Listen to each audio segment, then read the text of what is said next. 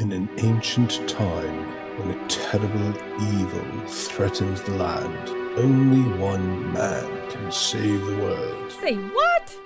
Get out of here. What?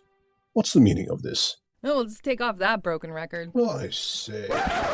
Here, hold my earrings while we take this monster down. I've got your back, darling. We just might burn down this town. Oh no, oh yeah. When you're up against a challenge and you need a helping hand, we've got an arsenal of fireballs, swords and daggers, and a cat. Oh yeah, oh yeah. Hello, and welcome to Here Hold My Earrings. I am your host and DM, Al, and today we have with us Henrietta, Yvonne, Rebecca, Laura, and two new joiners, Susan and Yoni. Henrietta? Hi, I'm Henriette. I'm from Norway, and I play a Kalashtar druid named Dalin. Terrific. Yvonne? I'm Yvonne from Canada, and I play Cracker, who's a half-orc barbarian. You can never get this right. She leaves out her name, her race, her character name. The Isn't hell's all wrong Canada with the you today? Yukon? Okay. Yeah, pretty much. Isn't that where Chinese things get shot down out of the sky every week? Yep, that's us. I think the last one was shot down in America, wasn't it? Or the No, one there was before it, something rather. shot down 2 days ago up here. Right, yeah. Okay. Rebecca? Hi, I'm Rebecca. I'm from Germany and I play a human cleric named Orla. Very good. Laura? Hi, I'm Laura. I'm also from Germany, and I'm playing Byleth, a Dragonborn wizard. Wunderbar. Susan? Hi, I'm Susan. I play Moxie Greatcliff, a half-elf bard, and I'm from the US. As if that wasn't obvious. Yeah, you know, the accent. And Yoni? Hi, I'm Yoni. I'm from Belgium, and I also play a half-elf bard named Mira. Right. Terrific. Okay. So I think as penance for having yogurt last week, Laura has agreed rather involuntarily to give us the recap for this week and next week, hopefully. Mm-hmm. All right, so we left off with wanting to take down Chipgrin. Sani Digrametic, the elected queen of Blingdenstone, commanded us to do so, to change the leadership and make the Were-Rats less conservative so they can get along with the citizens of Blingdenstone, hopefully. And she gave us a bit of poison, a very strong poison that we could use to take down Chipgrin. And we wanted to use that. It was also in consideration that we maybe fight him one to one, but we decided against it. And maybe it isn't the most honorable way to do so, but we all thought it was a good idea and it was for the greater good. So then we wanted to do so with a plan. Delin she turned herself into a mouse, and she did a mind link on Cracker so they could communicate and she isn't all alone. And she took the harness from my familiar, and then she goes through the door that is right here, and Chipgrin is in the room, mating with his two lieutenances. So he doesn't notice Dylan too much. He does take a bit of interest in her, but he's like too wrapped up in whatever's going on there. And so she gets through this door, and she finds herself in a corridor with 4 rooms. And in the first room, this one, there was a chest, and the room smelled also kind of musty. But because Dylan was a mouse and only peeked under the door, she couldn't take it. And the second one, as you can see, there are lots of barrels. I think there were 150 meters. And they have like a sour smell, like a vinegary smell. But again, Dylan only peeked under the door. For the third door, that was here. When Dylan tried to look under there, there was like a snapping sound, and a small guillotine came down that hurt Dylan. And when she was hurt, she turned back into her true self, and took a bit of damage. She is now poisoned, also while trying to open the door, because there was also some sort of trap, so it was very guarded, the door. And there's also a button next to it. And when Dylan pushed it, she reset the trap, which is of course not very fortunate. But the wire where she got hurt first, like under the door, was still broken. Only the needle reset herself. And when Dylan tried to lockpick the door with volcanic glass she broke it. Also not very fortunate again. So she tried to get to the other door, open the other door first, the fourth one. And there were also only barrels. And then Dylan tried to lockpick this door, and she took the chest with her because she succeeded. And yeah, she looted that. And then she tried the third door again, and this time she succeeded. And there are more barrels filled with vinegary liquid, like here. But also a Swefnubelin body in this room, eviscerated, with a small metal bowl with decaying organs in them. Large knives, cleavers, saws, jars with different bits in them, and it smells really disgusting. And the body might be pickled, and when Dylan told that to Cracker, she pulled out her stories from Sosnas and what she knows about food and cannibalism, and she talks a bit about the backstory of Sosnas, and so it was actually really so she was really certain now that this was definitely the food that they were eating.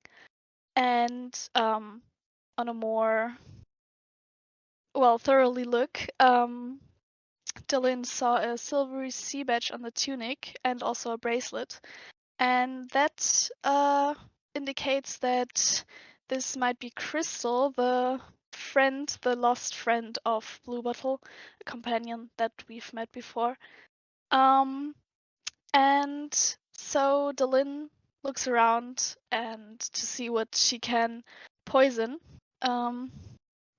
And she sees a ladle on one of the barrels, and because that is already touched and will probably be eaten out again, she puts the poison in there.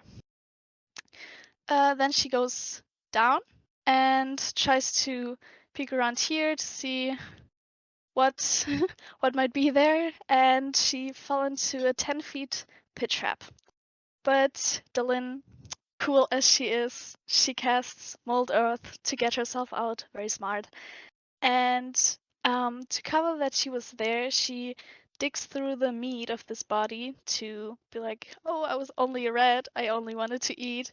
And she finds a black purplish heart. The black might be the mold, and the purple might indicate the phase risk that was in Crystal. then Delin turns into a mouse again and tries to get out with the plan completed. But now Chipgrin is kind of finished with what he did, and he's very interested in her now, so he tries to catch up with her, and Dylan gets out. We all stand in front of you like nothing happened. We didn't just poison the barrels, But Chipgrin still smells Dylan and wants to grab her. But my familiar, Ivy, was also in mouse form. So I was like, hey, let's send Ivy to seduce Chipgrin. And that succeeded. So they took my familiar with them, and I definitely dismissed her after some time, but well, yeah.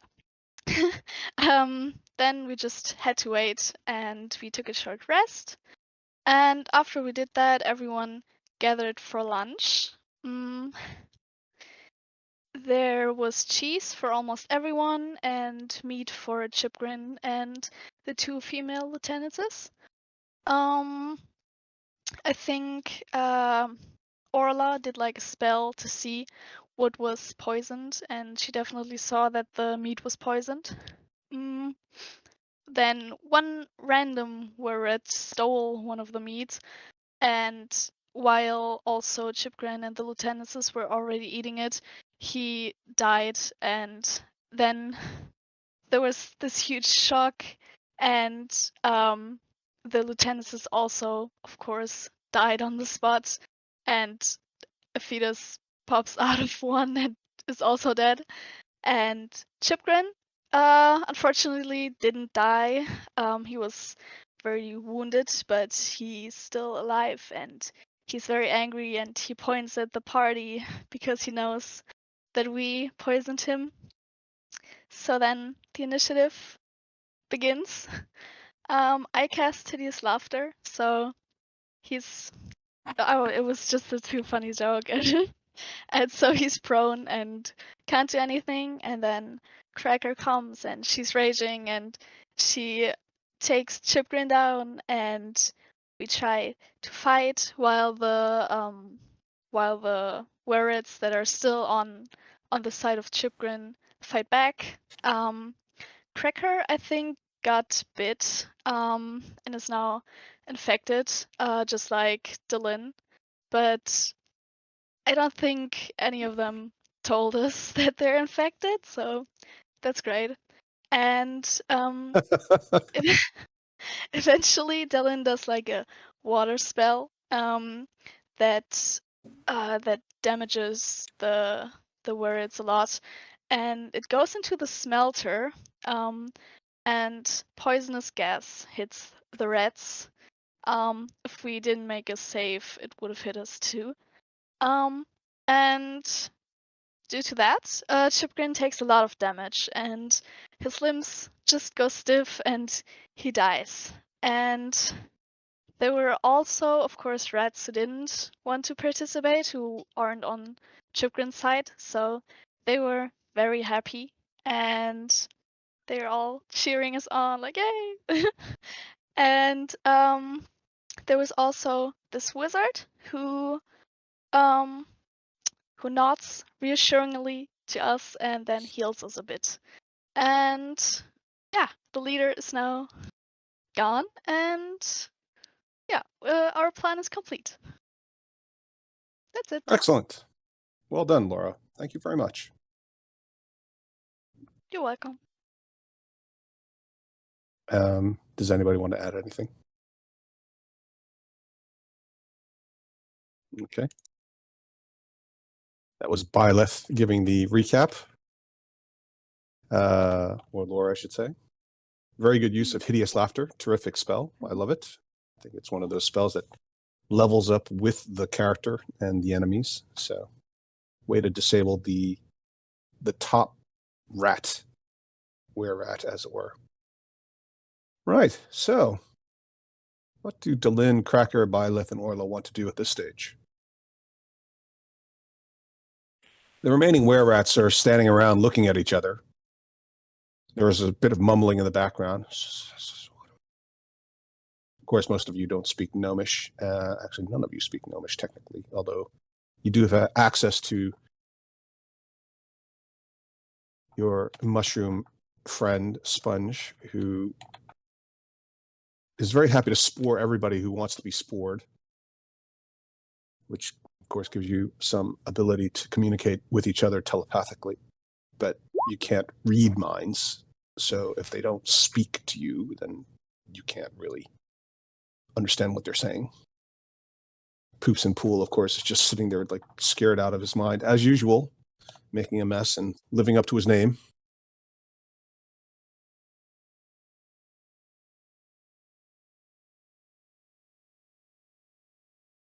And both Cracker and because I'm Delin are so itching. itching to search the body. That too.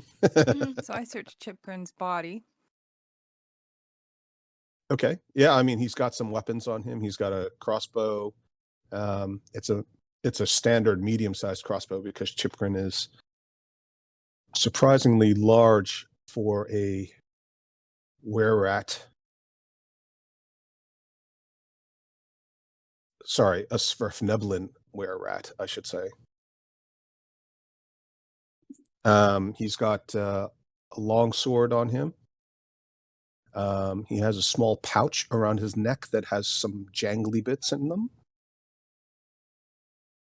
And he also has a whip on his hip.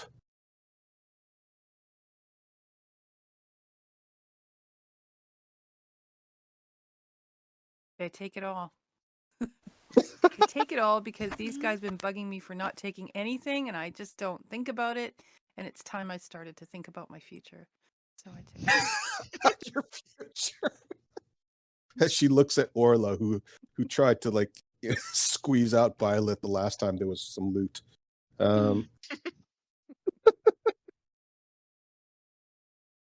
Yeah. Okay. Yeah. So you can put them in your inventory. You don't really know what they are necessarily, but yeah. And of course, with the crossbow comes a hip case for 20 crossbow bolts, of which 5 of them look exceptional. They look nicer than the other 15.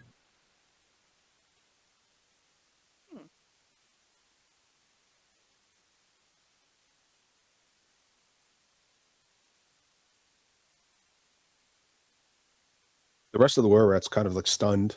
Some of these ones that were not combatants up here in the northwest corner of the main smelting room, they're sort of gathered around their dead friends, and they seem to be sniffing them and preening over them. Seems like they're upset about the loss of them. The rest of the ones that are dead near you that were primarily related to the combat, nobody seems to care too much about. And this one over here that had been casting some magic, she continues to sort of sit there and try to heal herself a little bit. She's still coughing up some mucus from the poisonous, noxious gases created by the water hitting the smelter and the melting metals and refined products. Yeah, sorry about that. I didn't know that would happen. Does she still? She telepathically.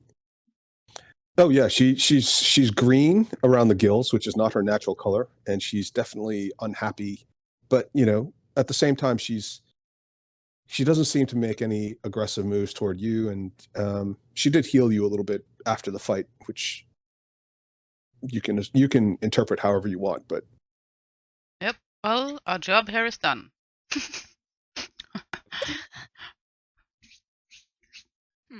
Well, I think I'm gonna go towards that lady who cast who healed us a bit, and I mean I know she can't understand us. Can I like beckon Bartholomew like over to us? when you say beckon, Do you like wiggle your finger, or Yeah, kind of like you like clap try your maybe hands like together? like make a hand like movement like come here, but like look friendly while doing it. Right. Not so much like an irritated restaurant customer. No, I smile.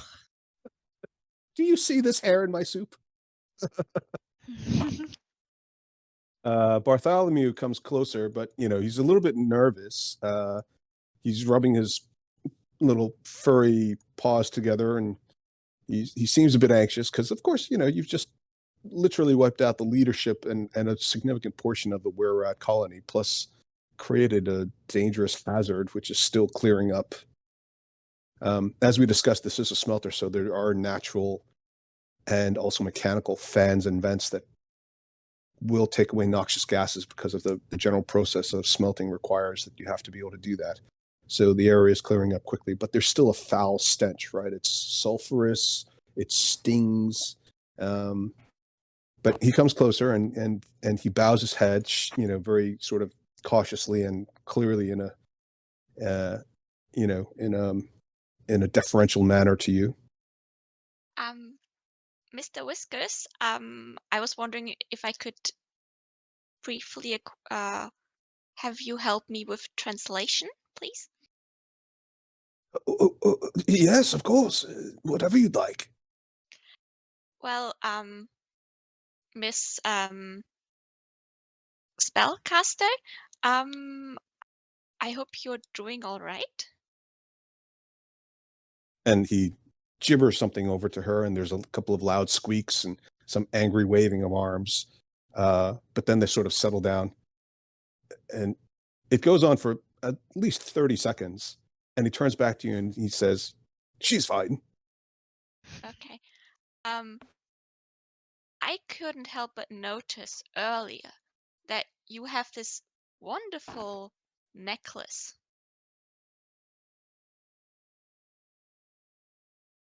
Are you talking to me? No, to Miss Magic. Also, what's her name? What's your name? Oh, her name. Oh, well, it's impronounceable to you. She was born like this, and she doesn't really have a common name, but generally it translates into something along the lines of she who scurries quickly, eats quickly, poops quickly, and sleeps quietly. Okay. But Dear Mrs. if you wish, you can just call her Sniffly. Swiftly. Okay.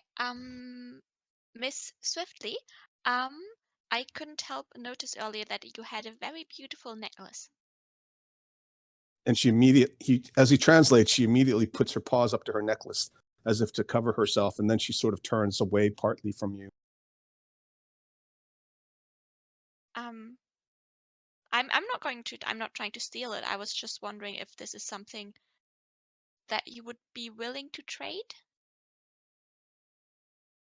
Well, after the translation, she looks at you and sort of shakes her head vigorously, left to right, indicating no. I think I'm gonna go through my belongings, and I'm gonna show her 2 blueberries that I got earlier.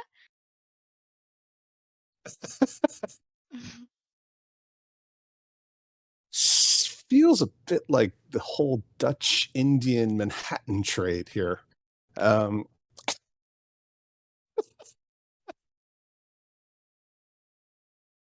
Give me a D20 roll. Just roll a D20. I'm not telling you what skill it is. She looks at you, and she looks at Bartholomew Whiskers. And Bartholomew Whiskers seems to sort of, he squeaks and squeaks, and she squeaks even louder. And there's a lot of hand waving, tail thrashing. And eventually she sort of lowers her head, and she takes her necklace off, and she holds it out to you without looking at you. And Bartholomew says, We hope this will appease your desire for any tithing. Please don't kill the rest of us. Okay, I feel a bit bad. but you still take the necklace. I still take the necklace. I give her the 2 blueberries. And does she have any need for gold? Are you asking him? Are you asking Bartholomew? I guess I'm asking Bartholomew. Oh well, yes, we do like to have nice shiny things, but it's not necessary. Honestly, No, I insist, and I give her 5 gold pieces. She looks at the gold pieces and she looks angry, but then she lowers her head again and she takes the gold pieces from you. And she looks at Bartholomew. Bartholomew looks at her, looks at you. Is there anything else? She wants to go, with your permission. Of course she can go. And she immediately scurries into a crack in the wall and disappears. Oh, she certainly does live up to her namesake, doesn't she? Oh yeah, definitely. I hope you're all satisfied. And he walks over to Chipgrin's corpse, kicks it once. Yes. Definitely dead as a doornail. Well done. We can dispose of the bodies, I suppose. And he hand waves a couple of the other surviving were-rats who come over and immediately start pushing corpses into the smelter, where they disappear. Will you be staying much longer, or surely there must be something that you need to get back to and attend to? Well, kind of nothing important to do we? We're just saving the world. Nothing big. Oh yes. You don't think And we he should looks. take? Sorry, No, go ahead. Cracker's just babbling. Cracker's babbling. Don't you think we should take one of these guys with us back to talk to the queen? Because I mean, I don't know what the deal is down here, but I'm not sure how honorable they'll be about showing up and making peace. We could take Chipgrin. Sometimes you got to make the peace. Make the peace. No, like a living one. I mean, maybe there's someone who wants to be the new leader, so we could take them Mm-hmm. and make like a deal, or they can make a deal to get along.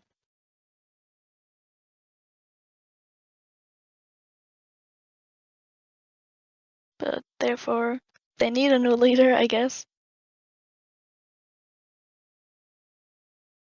That seems to be taken over pretty quick.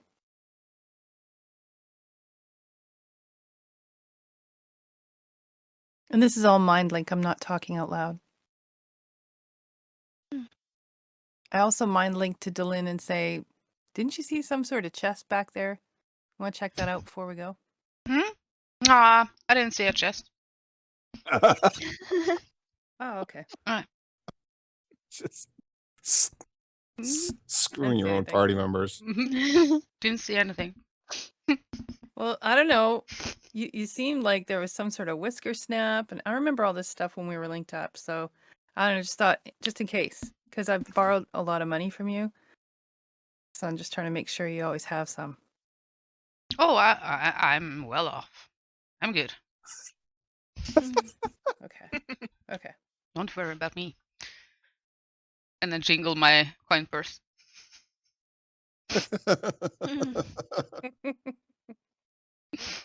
Good, because I saw this really nice thing. Okay, forget.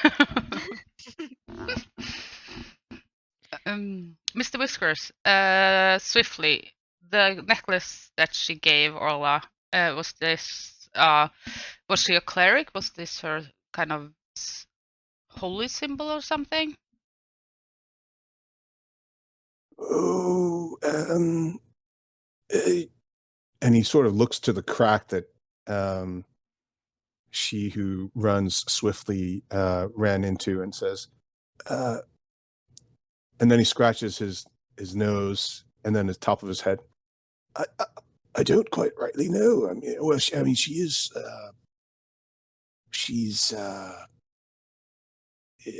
She does help us with illnesses and other maladies, but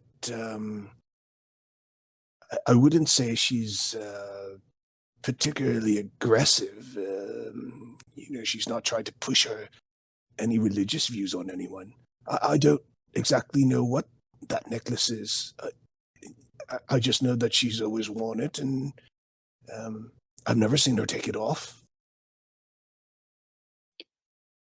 It does have magic on it. It's got abjuration magic, which was why I was interested in it. Ah. Can I just have a look at it to see what it looks like? Oh, it's give you mine! one. No, I mean, I give you a bit of a look, and I say, okay, you can have a look at it, but only if we have a private talk before we leave here. Oh, okay. The plot I let you look. thickens. I let you look at the necklace.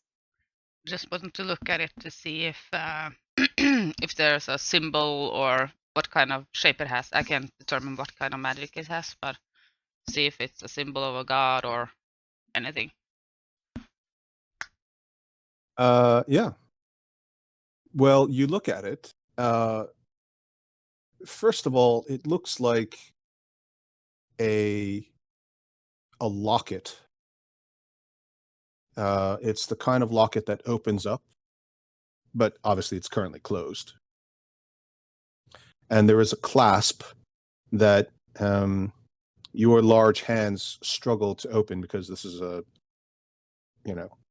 she's extremely small and you are all medium-sized creatures, and this is a very, very fine locket. Okay. So no symbols or anything on it?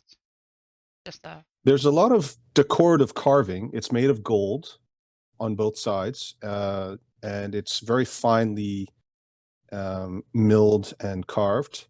The engravings look beautiful.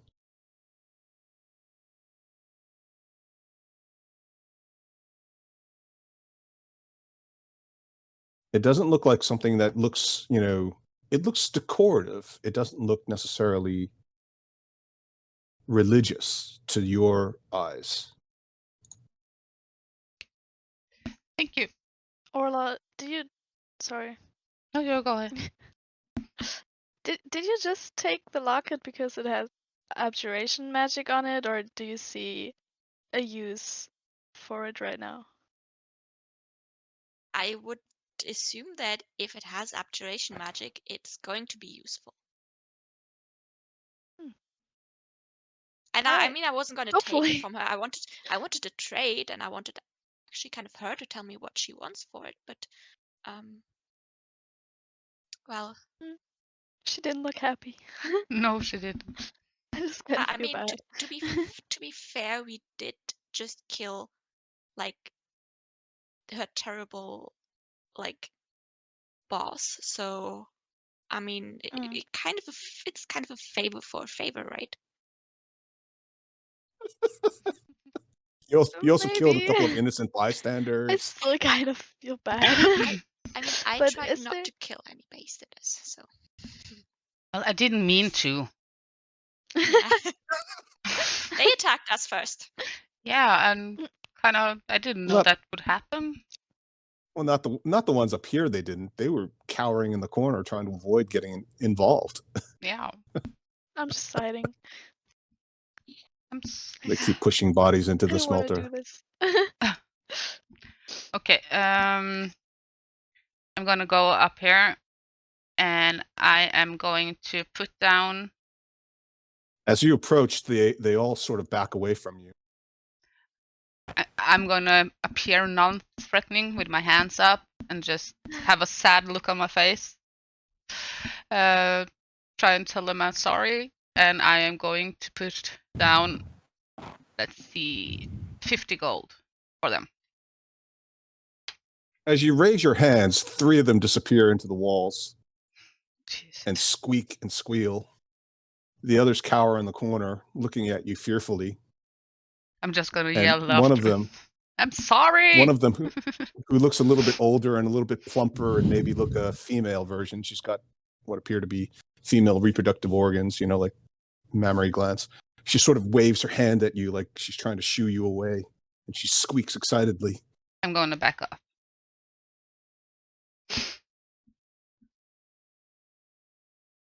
Just Mm. sorry. And I'm going to sit down and have some cheese.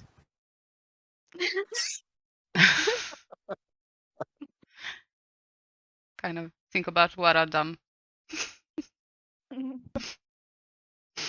Boy, I'm never going to get back to being good. No, I'm not.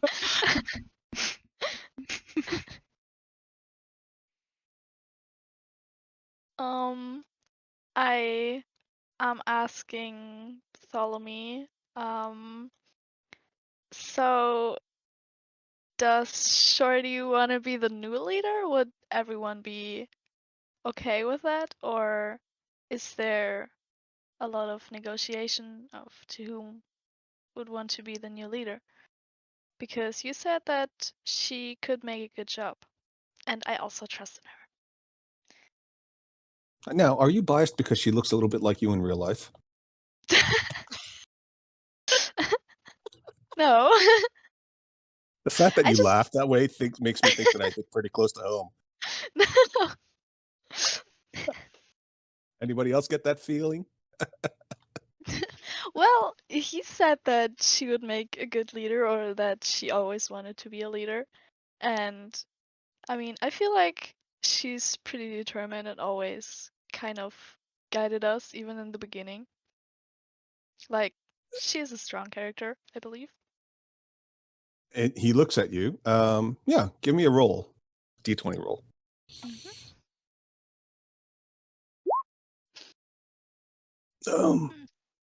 Well, yes, of course. Whatever you say. If you wish for her to take over, then I don't see anybody challenging your decision.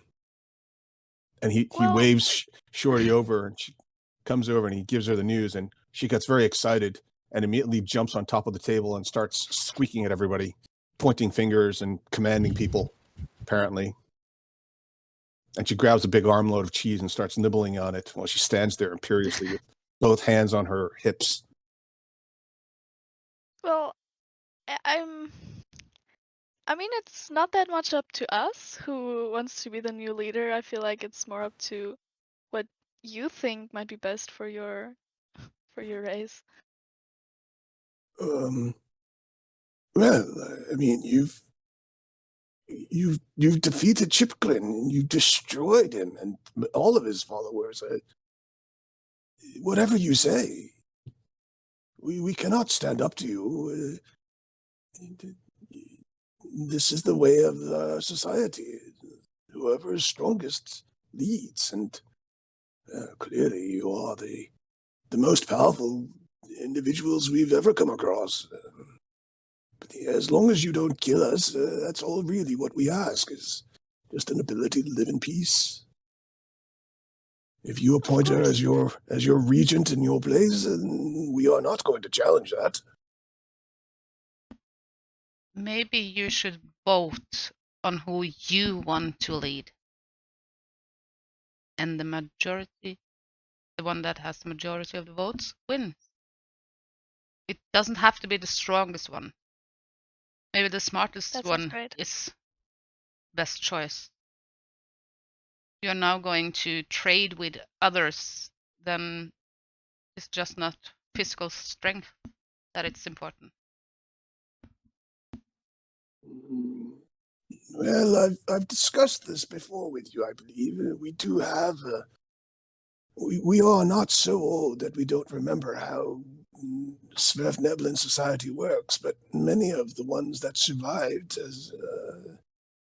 they are born this way. They don't understand voting. It's democracy or even a republic is not a concept they're familiar with. They only understand this sort of tribalistic strongest wins. I don't believe it will take, frankly. And right now, they're all too weak to challenge anybody else. I think it would be better if you appointed someone, honestly. Maybe 2 leaders. Well, whatever you wish. And he sort of grumbles underneath his breath.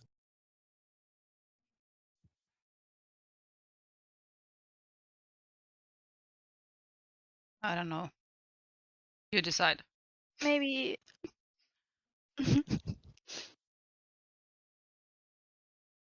Mm. I mean, Swift. yeah. I mean, you seem knowledgeable in like trading, and I've also talked to you, and I know that you know that, and I also know that I think you didn't want to be leader alone because you had like other things to do, so maybe you can guide your daughter in how to do things and kind of lead with her, but let her do the things, and you're only like there to say stuff to her, to to lead her on. He looks at you and takes his cap off and holds it in his little mousy paws. As you wish. And he bows very deeply. I mean, if you don't want to, you don't have to. I feel so bad. I need to turn around.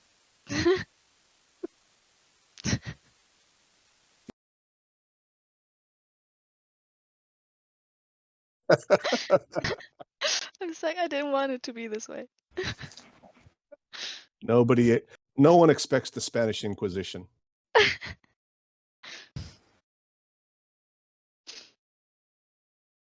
Is there anything else?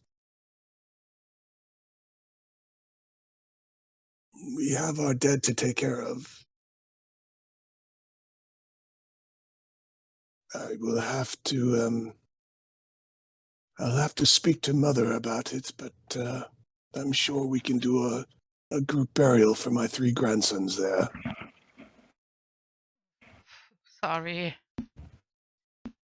No, I only feel bad since,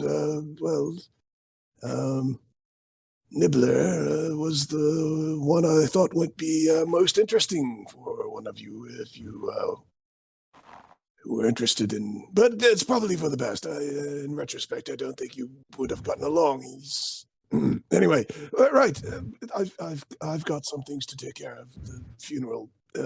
If you will excuse me, and with your permission, Shorty. Squeak, squeak, squeak, squeak, squeak, squeak, squeak, squeak, squeak, squeak, squeak, squeak. Yes. Right away. I'll get on it. And he runs off. Okay. The other were-rats also back away slowly, bowing.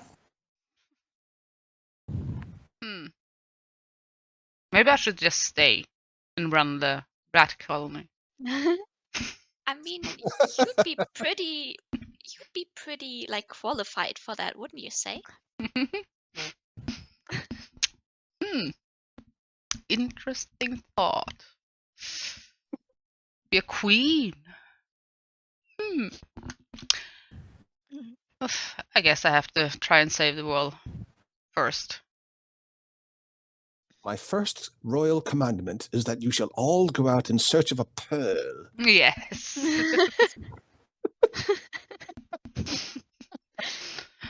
Hmm. Well, Byleth. I'm your lieutenant. Yeah. Yeah. Self-promotion there. Yeah.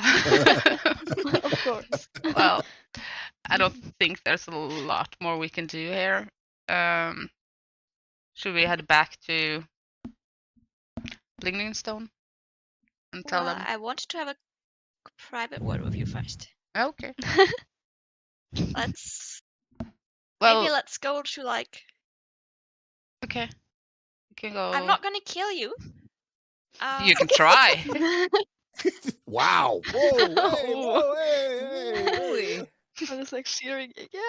Maybe let's just go like next door.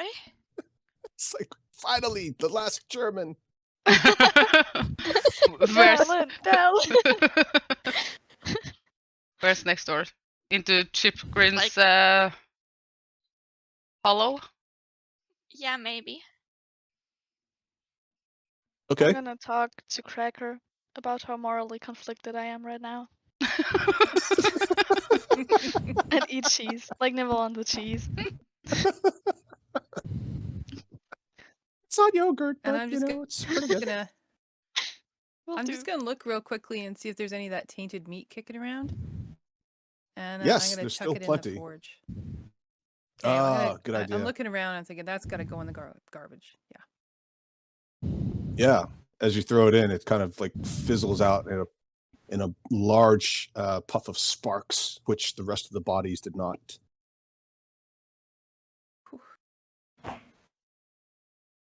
Okay, what Who ate are that? what are definitely heartburn.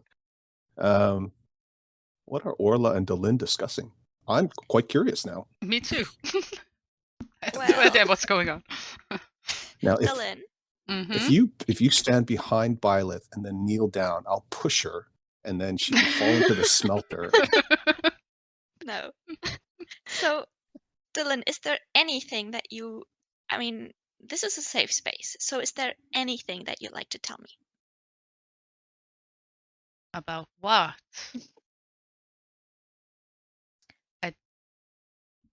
Well, maybe something related to how you'd be good to run this kind of colony? Well, I'm strong. I'm powerful. And maybe becoming a rare rat?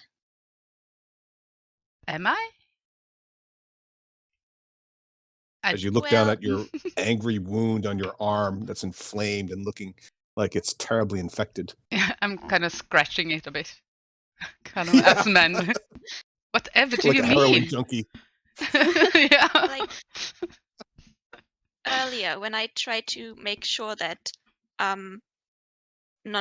that only the meat was poisoned and that so none of the innocent rats would die, which by the way we completely failed at. But when I did that, I noticed, because I don't just see poison, I also see like some diseases, and I noticed that you're kind of magically lighting up the same way that all those like lycanthropes do.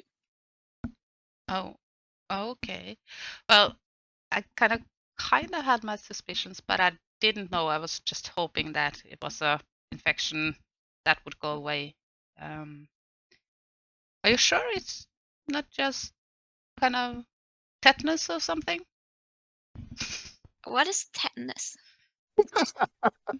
Well, sometimes when wild animals bite you, you could get tetanus. Might be that. Well, no, it is pretty serious, but I didn't want to like out you in front of everyone, because you hadn't talked to us about this wound of yours before. So I did. That's why I wanted to talk to you in private, because I didn't think it would be very like nice to just tell everyone. And I also wanted to say that since you helped me with this black mold infection, although these things might be a bit different, if there's anything I can do to help you with this, I will. I will keep your secret if you want to become a were-rat. Although I would have to have like once you I don't know try to hurt any of us, I would have to have my boundaries there. That's understandable. I don't know if there's anything we could do. I Well, do maybe have we should. a spell, but I don't think that will help. Well, I think maybe since we are here and we have a lot of people that deal with the same thing, although they don't see it as a curse, maybe they know something about getting or like undoing the transformation if it's because it's not really completed, is it? Because you haven't turned yet, so maybe there's still something we can do. There might be. We could talk to Whiskers, but I don't know if Yeah. he's gonna tell us the truth. He might just tell us what we want to hear in fear of being killed. Well, he seems to now listen to us, so maybe we should take advantage of that to make sure that you're okay. Unless you, of course, want to become a were-rat, in which case I support you. Well, if it was a But I don't think you need werewolf, I might consider it, but a were-rat? Nah, not so much. I was gonna say you can already turn into a rat, so Yeah. it's kind of okay. Yeah, Maybe- I just wanted to talk to you privately about that. Oh, thank you. Well, I didn't know that I was infected. I just kind of had my suspicions, but I was hoping it was something else. But thank you for telling me. You can trust us with these things, even if it's just suspicions. Well, it happened only yesterday or something, I think. So I haven't thought about it too much. To be honest. That's like 24 hours too long. Yeah, but a lot happened since then. We had a lot to do. Killed a few rats and got I beheaded. feel like Orla's like, yeah. I feel like Orla's wagging her finger at this stage. Yeah, feel like a mommy talk. Well, I mean, I actually don't know who's older or who's even like taller, between the two of us. But yeah, maybe. I mean, you can deal with this the way you want to, but I just wanted to let you know. Okay. That I know. We can talk to Whiskers. Oh, and also we should probably. I mean, also I'm very sorry again for kind of destroying your favorite new weapon, but I think Byleth said that Ivy saw or something similar, or you did, so maybe we should take that as well. So then we have 2 destroyed weapons. True. I feel like I'm trying to kind of be a better person, so I kind of don't want to take it away from the mouse that has it, the were-rat. Could somebody else take it away? It's okay, Orla can do it. We can ask Byleth maybe. She's always very nice, so I think that's not so bad then. Yeah, or we could send Poops in Pool. Oh yeah, let's do that. He has to do something useful in this group, not just tag along.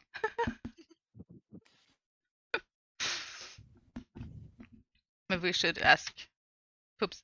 Well, maybe Poops in Pool has a difficult time explaining what he wants. To be honest. Let's send Byleth. She can do it. Yeah, let's do that. Byleth! We have a job Yeah. for you. What job? Do you remember the weapon we found on that strange thin creature? Oh yeah, I remember that. Yeah. There's another one. That lady looked so nice. Yeah. There's another one in this building, in this cavern hall. I don't know what you Yeah, wanna yeah, call you it. told me about that. Yeah. Can you I go hope- and I hope grab she it? fixes it.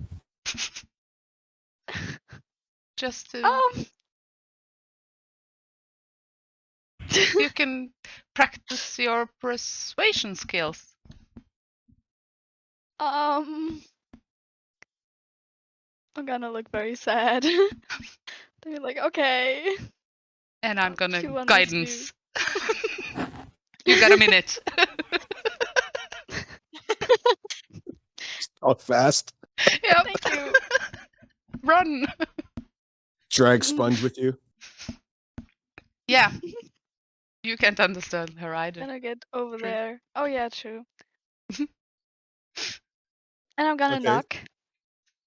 Oh, right. Yeah. Mm. Politeness matters. Mm. Yeah, you knock and somebody squeaks. You don't understand her. Even in Gnomish, you wouldn't understand her. Hmm. She could be saying, come in. She could be saying, I'm on the loo. All right.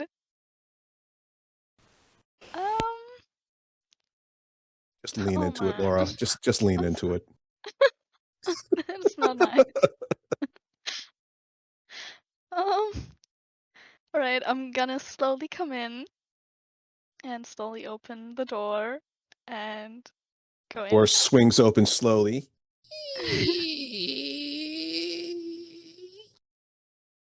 And then this gigantic, relative to her, dragonborn steps into the room weighing all of 500 pounds, standing 6'4", practically 2 meters. And this thing that has been listening to the sounds of combat and smelling the smells of death looks at you, squeaks, and runs into the cracks of the walls, disappears. That was easy. Sponge telepathically signals to you.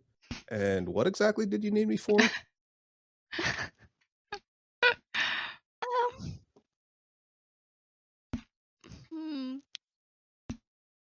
I'm gonna go there and I'm gonna take the weapon. I'm gonna be like, damn you, Dallin, while shedding a tear. And I'm putting down 10 gold pieces. And then I'm gonna go back with a gun. You And I'm should be very able to move sad. it now. Yeah. Okay. All right, and gonna go here. And You don't know that it's a gun. What does the word with gun even mean the to you? unknown object that I don't know what it is, and I'm gonna look at it like, and Are you trying to understand how it works? no, not necessarily. I'm just looking at it and thinking about how far it might be different from the one we had, Okay. or if it's like kind of a different color, or because this one's Actually, kind of broken. yeah. Go ahead, roll perception or history. You still have whichever you guidance. prefer. Oh. Well done, Henrietta. Yeah. Ooh, yeah. Oh, yeah. So actually, it is perfectly normal that you would think this looks very different because they're all, this is a completely alien, no offense, no pun intended, object. But it actually looks, when you compare it more closely, it actually does look very similar in construction to the one that you already have in your group. There are obviously some differences. They could be aesthetic. You're not necessarily an expert on this, but you've certainly seen other people with weapons, like you've seen people with bespoke, long swords and hammers and axes and things, armor. Some of the engravings on the outside look a little different, but they all have, both of these two weapons have handles, what appear to be handles. They have little moving mechanical bits that look similar. There's a hole at the end of the long metallic end of it. They even smell and weigh, similarly.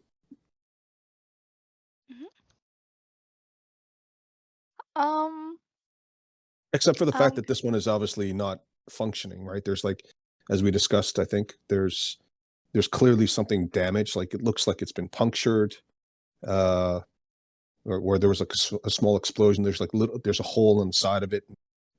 Parts of the metallic bits are torn out. Gonna just kind of throw it over to Dylan and say, I hope you're happy now. I'm gonna look down. Why? Didn't it go well? Depends on what you're defining under well, but I did get the gun. I did get the object you wanted, and I don't want to further talk about this. Okay. I'm just gonna put it in my backpack.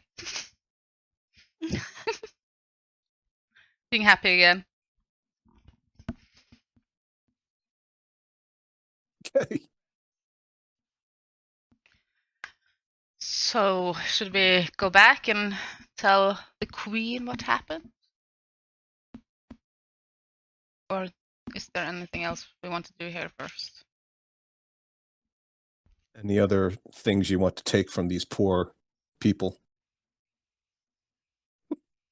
I'll take a cheese. I was thinking the same thing. Yeah, you guys all stuff. There's different kinds of cheese. Some of them are hard cheeses and very salty, extremely hard, but fragrant. Some of them are a bit softer. There's no really, really soft cheese, although it is a very warm room, so they're all kind of sweating. But yeah, nothing like a nice sweaty medium hardness cheese in your pocket. Does Cracker take one and maybe rub it under an armpit or something? I don't need to.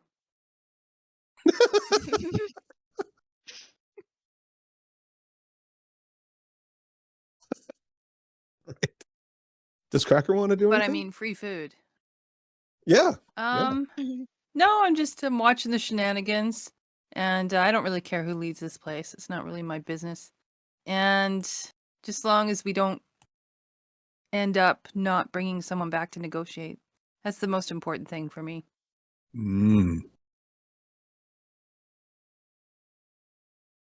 Well, it looks like Shorty is up for the job, so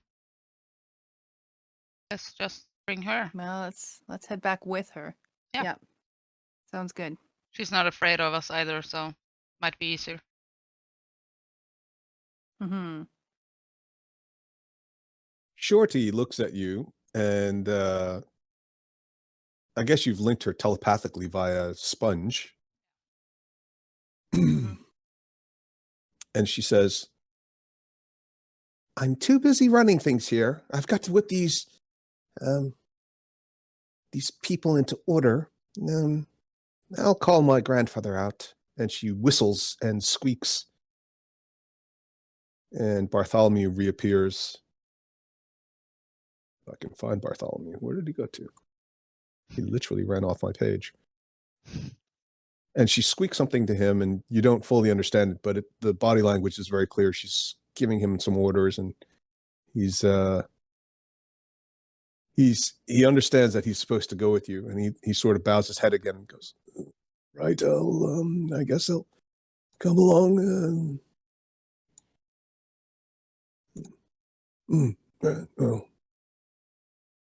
Shall we go? I'm just gonna look at Shorty and just say, just good. remember what happened to the last tyrant. If you become one, just remember what happened.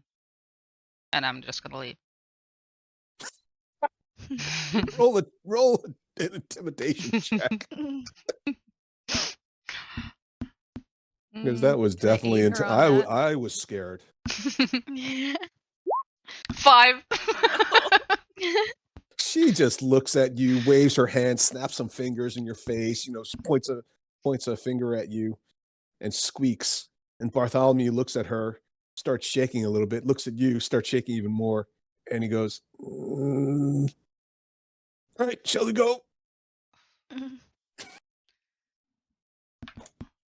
Do I want to take this to the next level? Standing right beside you.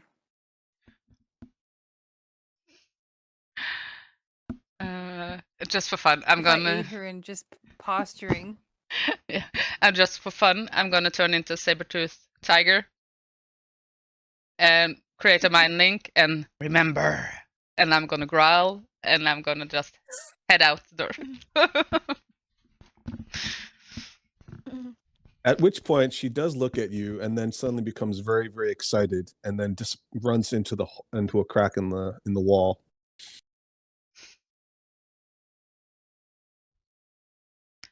Let's go. You received. Hope so. Message received. Yeah, exactly. All right. Okay, so it is actually 10:25, and I'm sorry, Yoni and Susan, that you didn't get a chance to get introduced, but it's okay. We had some cleanup to do. But it's normally we take a little sort of 5-minute break or so in between the first half and the second half. So I think we'll do that if that's okay with everybody. Mhm. Yep. And we'll get to introduce Susan and Yoni and their characters in part 2. I'm pretty sure we'll get there. All right. Okay. Yeah.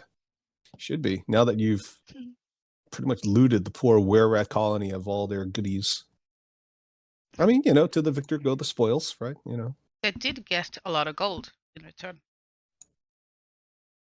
15 gold pieces? Yeah. Well, I gave 60, so 50, sorry. To the dead 50, ones. yeah. So. Yeah. Yeah. What's the value of a life? 20 gold pieces, apparently. I'm gonna side-eye Dallin. Sorry. Didn't mean to. Shit happens. Maybe they're having a special today. This week you can kill 6 of them for 100. Yeah. All right. How is that so far, Susan, Yoni? I know you guys didn't get a chance to role play anything, but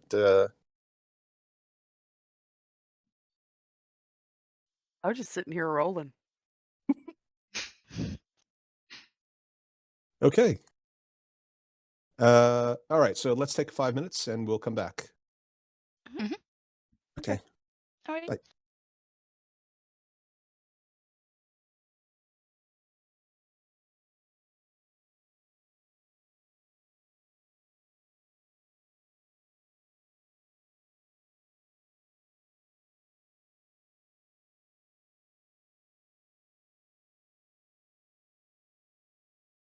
So you've the party dragging along poor Bartholomew Whiskers, and of course your two roadie stroke groupies, Poops and Pool and Sponge, and his little ward, I don't know, pet, whatever, Shrieker.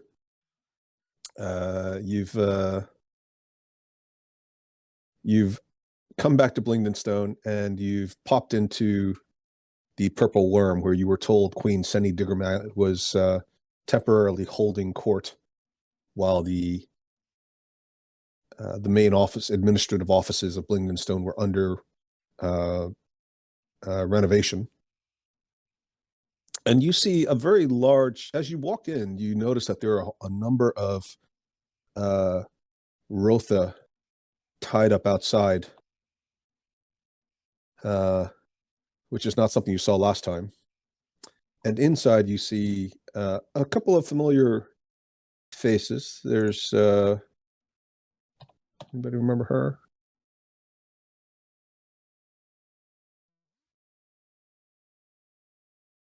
Oh, don't keep it yourself.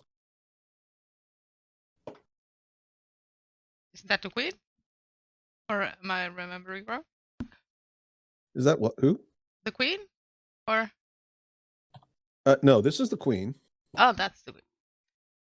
Yes, this is a gray dwarf, a Duragar. Oh. They look a little Oh, similar. right. And heck was she's her accompanied by name? one of those. Little cow herder. Oh yeah. This one is in chains. Yeah. Oh, they bought another There's slave. And we have Poopsie There's Poo. this one. Yes. And there's this one also with a whip on his hip, and he's got he's the slaver that you bought the slaves from. Yeah. And there are a couple other figures sitting around in a different group. There's this fellow and this one.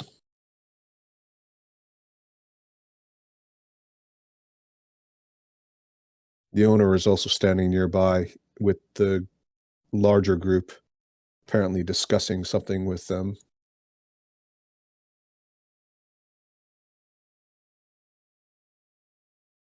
The queen is obviously having an animated discussion with all of them. The two groups, this group here, these two people, they seem to be trying to get her attention, but the other ones are throwing a number of things on the table. There's a big bag that spills open as this fellow drops it on the table, and out spill a number of dried blueberries, like the ones you were given by the proprietor.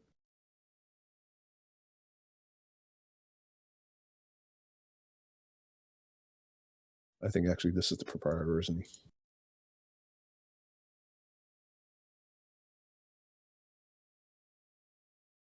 And there's definitely a sort of a haggling going on. There's, you know, some hand movements. There's some gesturing. This one seems to be speaking in back and forth. When Queen Seni says something, this one seems to say something, and then they all listen to her, and it kind of goes back and forth, and then vice versa. These two are speaking in common with each other.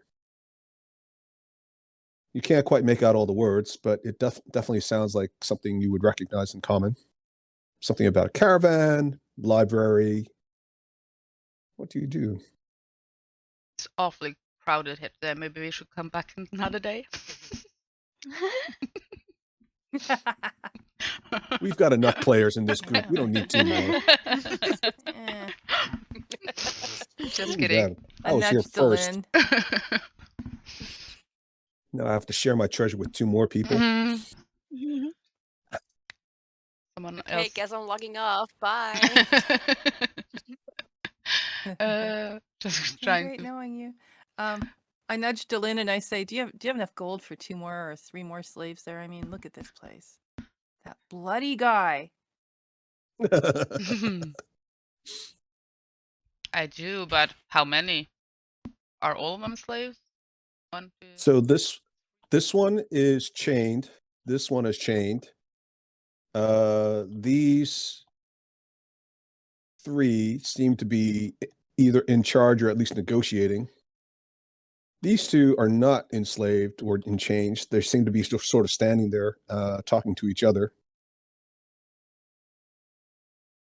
So there are two obvious slaves. The orc, and this one that looks a bit elvish. Although her ears are not quite as sharp and pointy as Delin remembers her old compatriots back in the good old days when she was in a different time, before she met Lars. Yeah, before I was burned with acid. And converted by a black mold. Yep.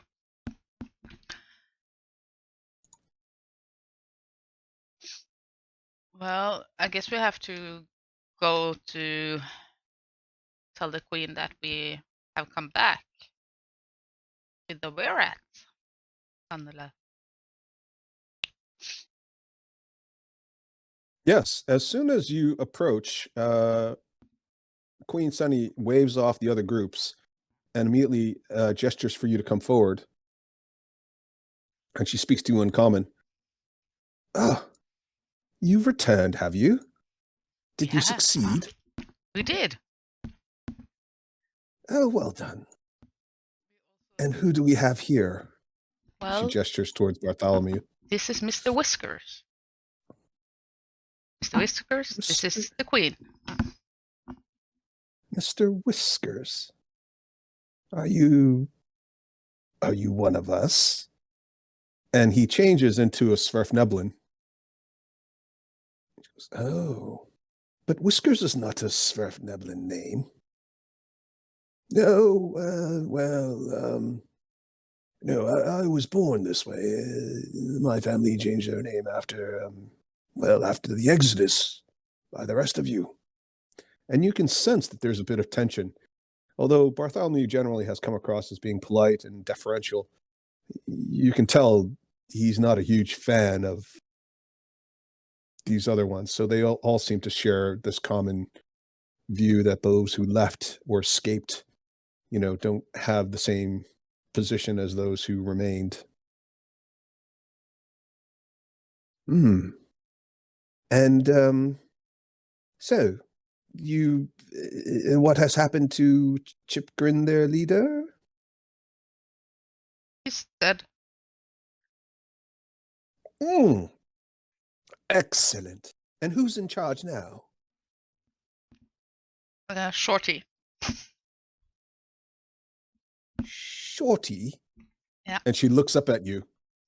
Is that some sort of joke? No, I didn't pick her name. It's And his you see her granddaughter. nostrils flare a little bit. Oh, right. Yeah. All right.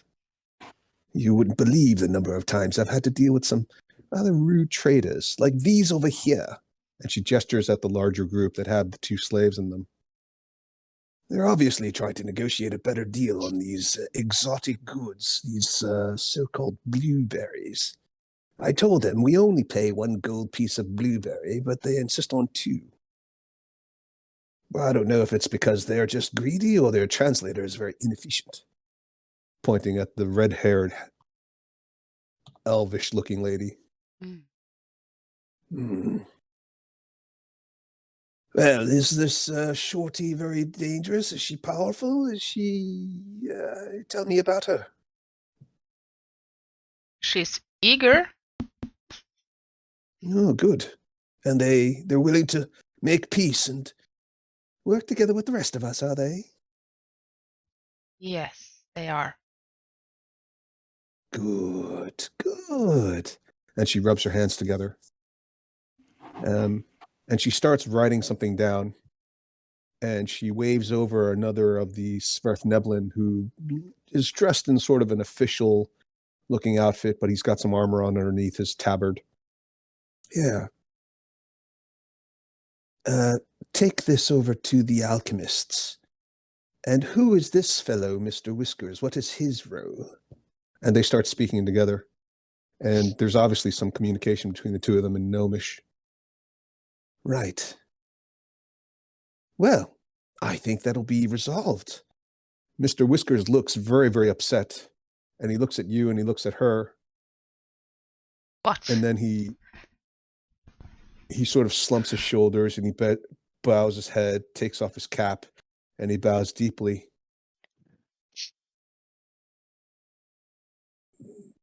We will, of course, do as the Queen says, especially as you obviously are enforcing her will, but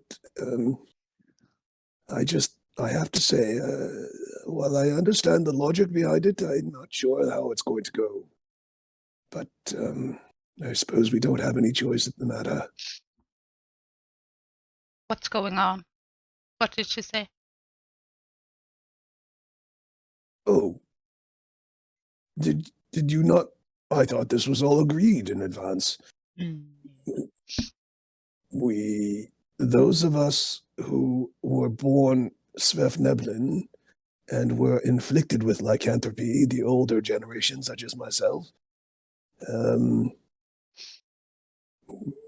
well, not me specifically. I'm older-ish, but I was born just after the lycanthropy started.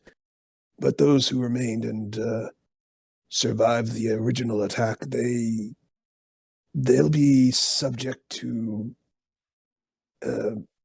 divine magics to reverse the lycanthropy. And the queen interjects and cuts him off.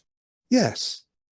Although it is a great drain on our resources, we must stamp out the lycanthropy and ensure that our brothers and sisters and cousins are reintegrated into the fold of our general society. Why? Aside from the fact that it is a terrible disease, of course, you understand that lycanthropy, especially were-rats, are generally evil. Their natural base instincts lead them to terrible, terrible habits, including cannibalism, and we cannot have that running around. Those who are born were-rats cannot be cured except by extremely powerful magics with access to which we do not have currently, and therefore they shall be subject to chemical castration to prevent them from breeding. As you know, rats breed exceptionally quickly, and they would breed us out if we left them.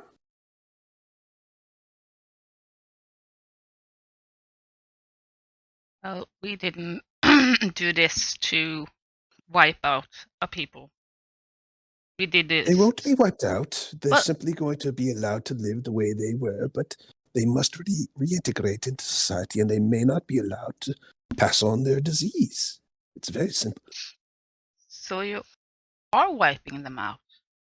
You're just doing it over a long time span. My dear, they are Svirfneblin. If they were not born Svirfneblin, they are descended of Svirfneblin, and this is a Svirfneblin city. Blingdenstone will be returned to its former glory. I thought I made that quite clear. Yeah, but not their methods. I don't need to explain myself to you. It should be obvious. And also, you did not ask, not that I need your permission. I am thankful for the help you have provided, but the matter is settled. We cannot have were-rats or any other lycanthropes running around amok, killing our citizens and eating them, or spreading their virulent disease. You do understand they're quite dangerous if left alone, and almost impossible to kill without magic. We don't have the personnel or the resources to keep them in check or police them if they should get out of hand. And what's to prevent the rise of another Chipklin? But don't you need someone like who's very hard to kill to protect your city? And we have them. Outside. Those But who are these- born this way will stay that way. They simply won't reproduce on their own. But what about your grunt? Like in the future, when technically those will eventually die and they can't reproduce, so in the future, your city would be a bit unprotected without these lycanthropes that are very hard to kill. You could have an army, for example, of them to really protect your city. Oh, my dear, you're so sweet and naive. We live to be 400 years old. Now, of course, we don't live quite as long as the elves, including the drow, but 400 years is quite a long time. I don't believe in 400 years we won't have a problem that we can't surpass. All we need to do is keep building on what we've got, and with the additional purple worm resources you've gathered for us, we should be able to protect ourselves from all the natural predators. And as long as we can stay under detection from the drow and build up our internal population and continue to bring back some of the lost diaspora, I firmly believe that by the time anybody even notices we're back, we'll be several thousand strong, and as well we'll have the experience of dealing with drow and have added some additional defenses, mechanical and magical. Again, partly thanks to you, and we are grateful. Remember, we have the earth elementals, which you've been aware of since the beginning, but now that we have retaken and restarted the toy factory, which of course you helped with, we can build more automata and guardians. We should be fine. No, it's all settled. The people have agreed, and this is our decision. And look, Mr. Whiskers doesn't mind, does he? And Mr. Whiskers looks down, and he slowly shakes his head without looking up. Right. He understands. I mean, look at him. How many children did you say you had and grandchildren? Mr. Whiskers says, well, I have 14 grandsons and one granddaughter. That's plenty. That's plenty. I mean, how many grandchildren does one need? What if they want to leave? Well, we won't stop them leaving. It's perfectly fine if they wish to leave. But if they set foot back in Blingdenstone without chemical castration, or having been cured of their disease, they will be seen as the danger to society that they are. But they can still infect people even though they're naturally born, right? Yes, and this is the risk. But at least if they infect someone, those people can still be cured by the magics that we have available, just like the ones who were originally infected and are survivors of the original Drow attack. We won't stop them necessarily, but it is against the law, and above all else, we are a law-abiding race.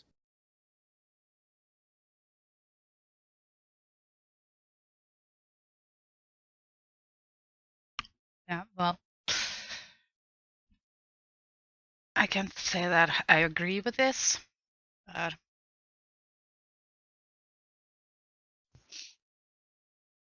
it's not for me to decide. Yeah. Well, it isn't. I'm afraid, no, it certainly isn't. I'm the queen, and the king and I have agreed. It makes sense for society, and, well, there you go. Thank you for removing the last obstacle to integrating them. Chipgrin was incredibly difficult and stubborn. He just didn't want to see our point. Well, Anyway. Knowing the terms, I kind of agree with him, to be honest. And she looks at you with a bit of disappointment. It's a shame. I thought you were a friend of Blingdenstone. Oh, I am. But doesn't mean that I have to agree with every decision you make, does it? Well, that's fine. If you were Svefneblin, you could vote next time there's an election, in about 50 years or so. Well, let's see how the world is in 50 years. Yes, let's. Now, if you could help me get rid of these so-called traitors. No. I call them slavers, but whatever. And Blue Bottle has appeared as well. And these folks over here, they seem to want to get to Graven Hollow, which I believe you said you were interested in. We are.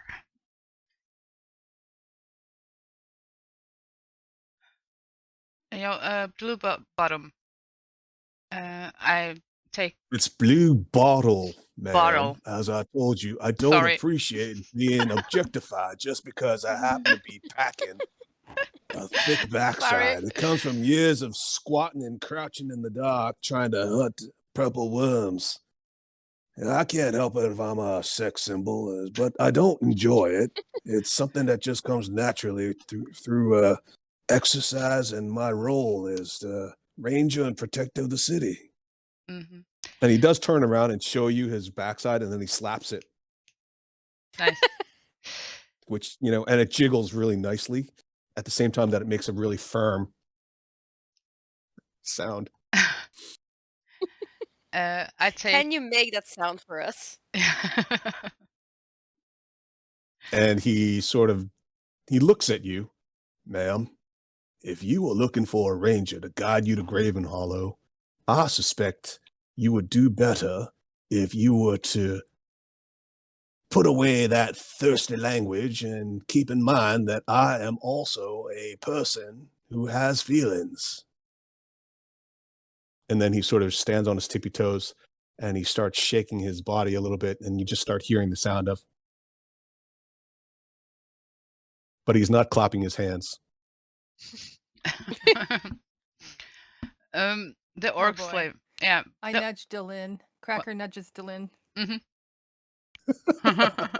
Dylan. Yeah. Didn't you find something? I don't know.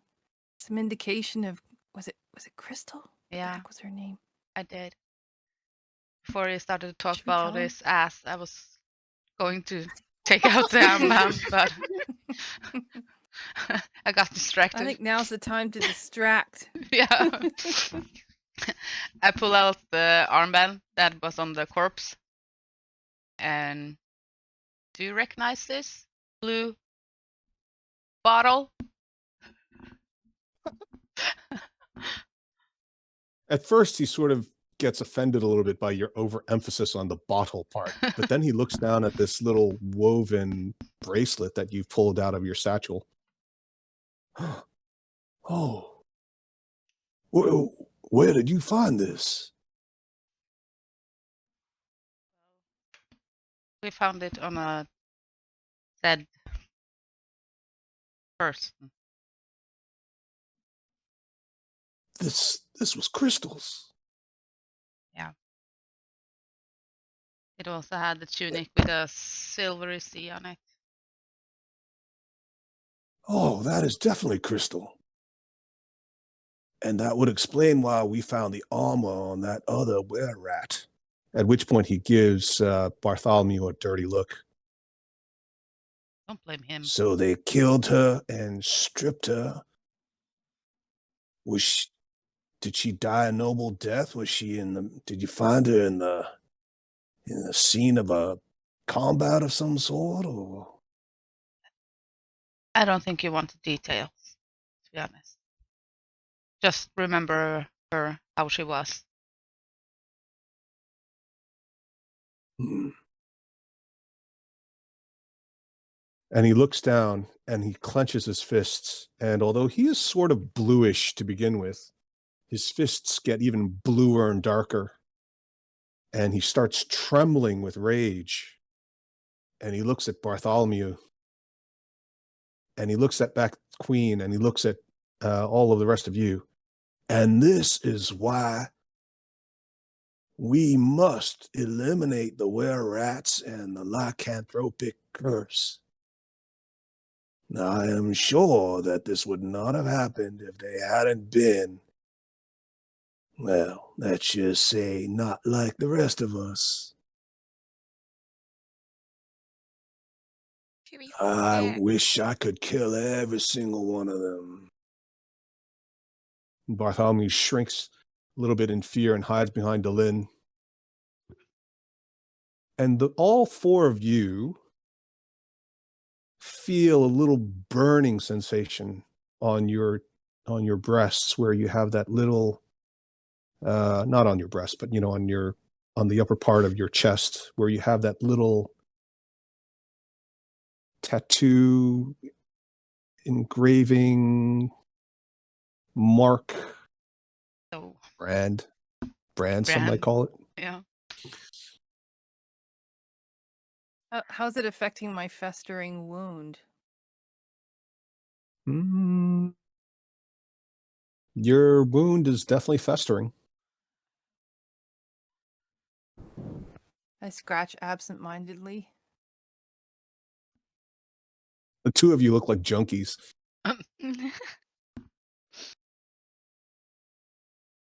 The Queen looks at all of this interaction and she says, "Now, Pierce, just calm down.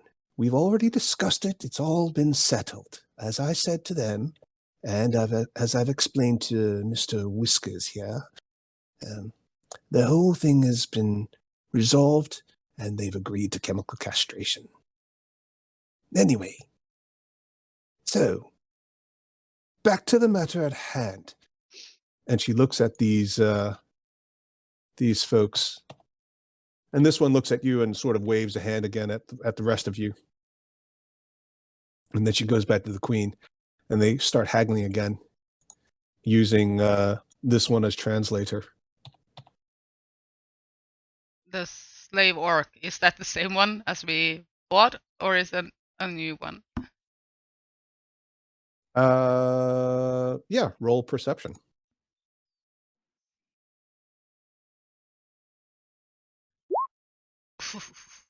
27. Yes.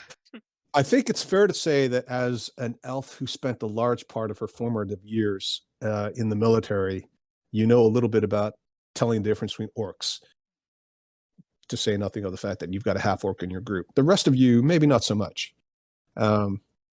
This is definitely a different orc. Okay.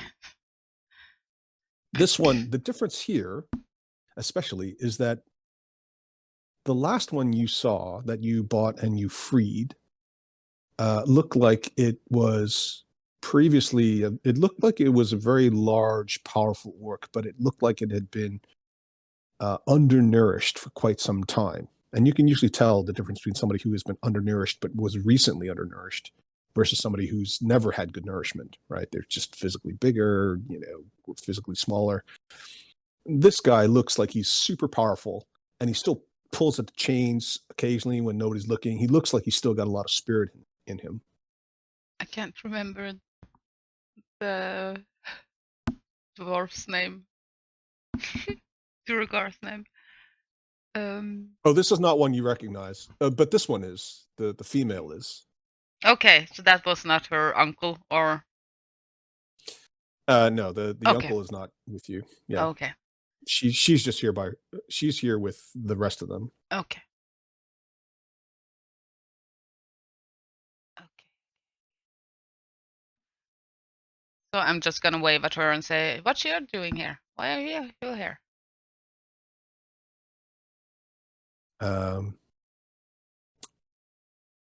Oh, it's you again. Well,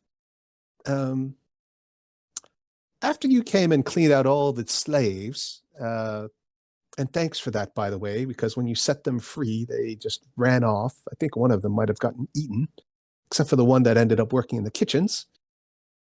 But we were short-handed, so Mush over here, whom I think you've met, well, he managed to get us hands on a few more slaves, including these two. I think Mush told us that he picked them up somewhere from another trader who had intercepted, he likes to say, some blueberry harvest up on the surface. And Mush kind of nods slowly. I thought you were going to pitch in more, so you didn't need a slave. Well, I don't need them. They're Mush's slaves. They're not mine. Okay. So you haven't bought I them. just have the Rotha back there. Okay. Good on you. But they needed a guide to come to Blingdenstone. Ah, do I have to explain everything? Obviously. Sorry. Well, we kind of don't like slavery.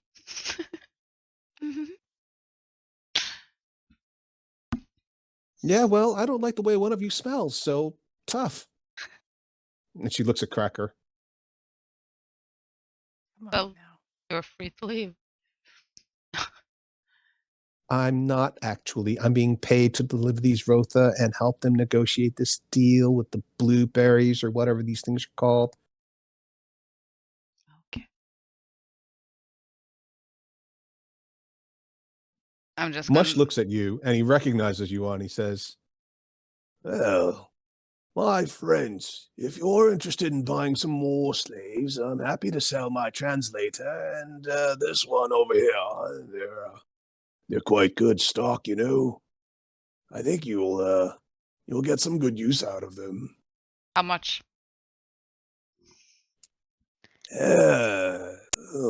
This one, and he slaps the orc on the back. He's got a lot of fight in him and spirit, and I think I'll let him go for 50 gold pieces. 50. Yeah. Yeah. Well, this one over here, and he pokes the woman, who shies back and sort of bites at him a little bit. She's a good translator, but not so easy to deal with. I'll let you have her for 5. If I take both, will I get a discount? Sure, 55 gold pieces. 50. I think you can spare it. I'll He's do- looking at your big fat purse. I don't have everything in one purse. I've learned.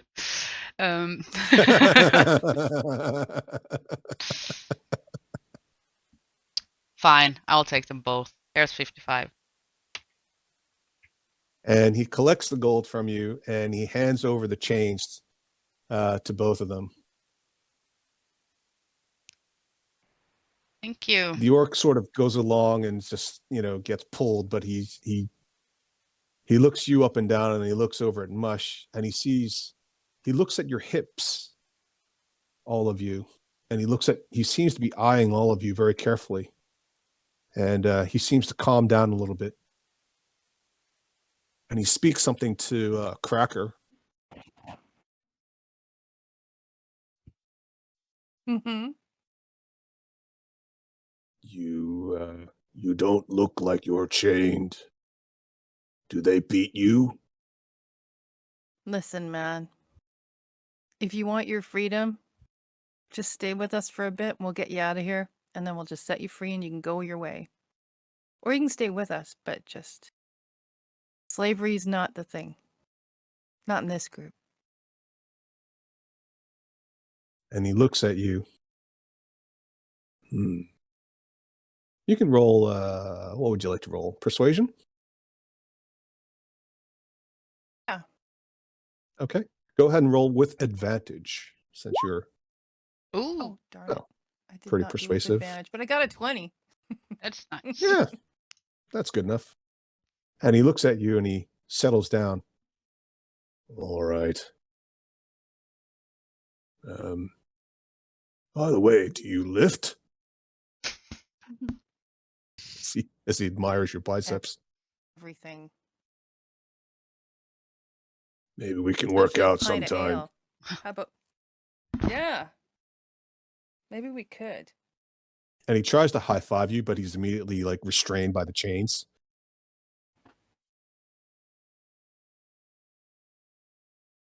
Can I just free him right now? And he stays with us? I mean, if you want to, you can. They've given you the chains and they hand over the key. So I'm still connected to Dylan, through the spore thing, right? Sure. Okay. So I sort of quickly mentally tap her on the shoulder and say, should we release him now or just wait till we're out of here? I just don't want them recapturing him. Yeah, maybe we should wait. Just tell him that when we get out of here and we're more alone, he's going to get set free. Okay. Okay. And Yeah, I give did him. that already. He's all right. Okay. And give him some food if he's hungry. Okay. Well, I'm hungry too, so we should get some food. Period. Yeah.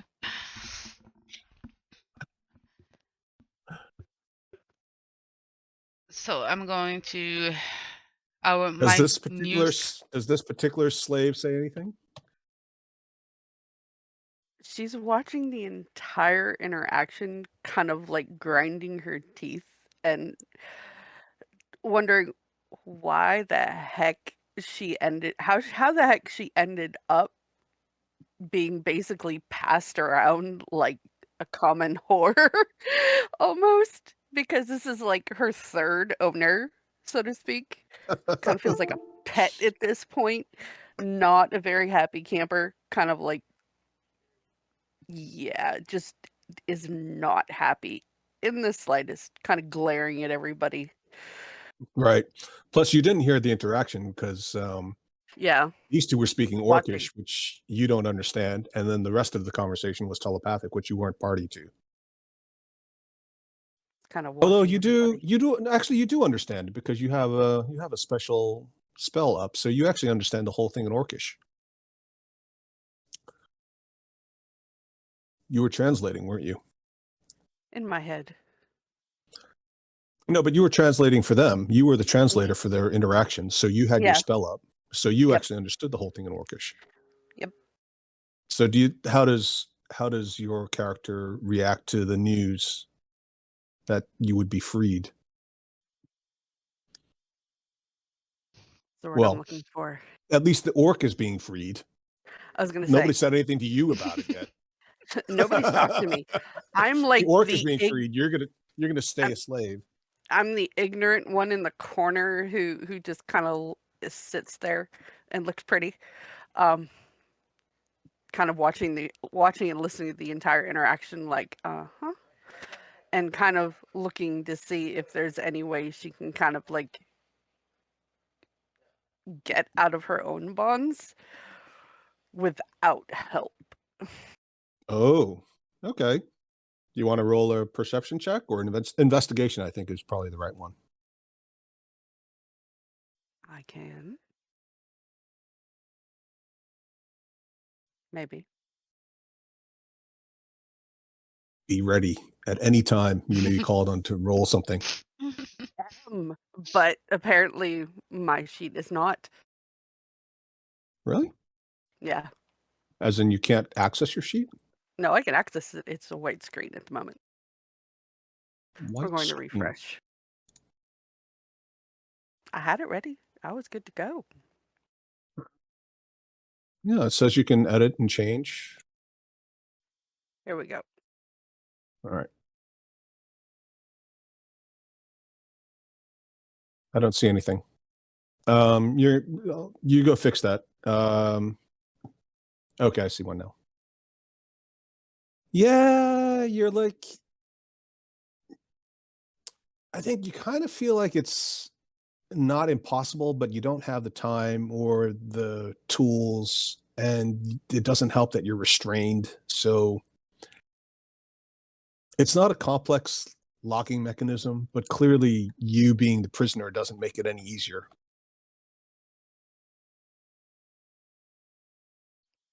Kind of sits All there right. and grumbles and tugs at it still. Right. Okay. I'm just gonna say to her that if you just, I'm gonna do a mind link to her. Oh, right. Your own direct mind link. Yeah. Uh-huh. I'm just gonna say that. Don't be scared. It's me in the purple here. I'm Dalian. We are going to set you free as soon as we get out of here. So we're just gonna finish up here, and then we're gonna set you free, and you can do whatever you want. Well, within reason. Well, of course. Yeah. Well. Don't go slapping Pierce on the bottom or anything. I don't know. He may like it. But he's a bit of a tease, isn't he? Yeah. I mean, come on on the one now. hand, don't look at me, and on the other hand, he shows up at the gym wearing super tight-fitting clothes. Yeah. Okay. Does Susan? Does your character say anything in response telepathically? No, because she's still leery and just doesn't believe what she's being told, considering how she ended up here.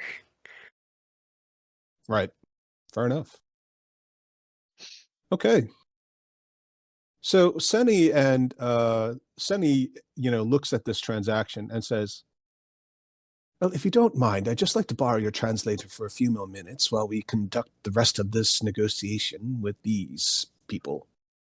And she goes back to your friend, whom, since none of you can remember her name, I'm not going to tell you. I remember. It's porridge. porridge. Excellent. Well done. Yeah. We could never forget such an honorable woman. I I could. do a thumbs up for her. You go, porridge. Yeah, maybe she'll take up a new name in honor of being remembered by Byleth and call herself Yogurt. Yeah. And so Now they her middle negotiate. name, Porridge Yogurt. Porridge Yogurt. Porridge with yogurt. Mhm. Porridge Yogurt Fruit Cup the Third.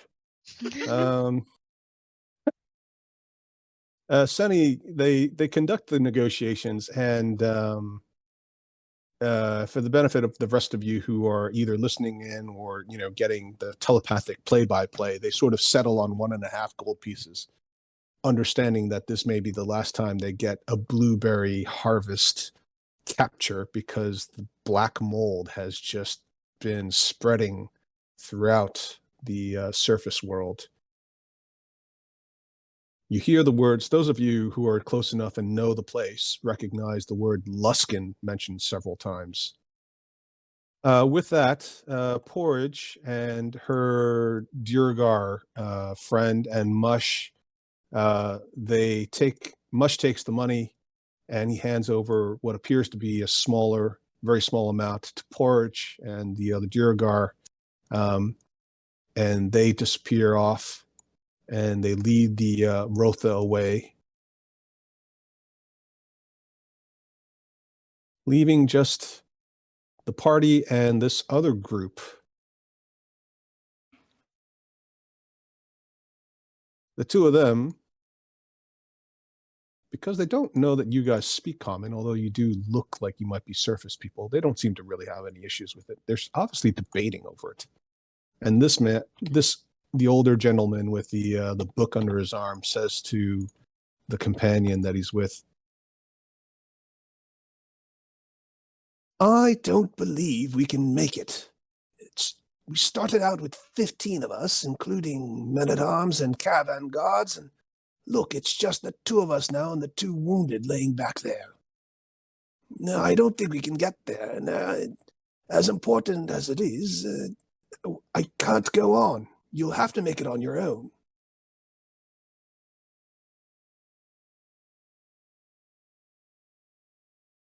is there a And what the response? And what the fuck am I supposed to do? There's I- no I- need for that language, young lady. It was my wife that was mauled by that horrible purple worm. I mean, you Which- know. That's a shame, honestly, but I am not your wife, and I need to go to Graven Hollow. So are you with me or not? Well, not with that attitude, no. These young people. We've been here for too long for using flowery language, okay? We need to go. And what are you going to do? Are you just going to stay here in this purple worm, which, by chance, your wife was eaten by a purple worm? Seems a bit weird to me.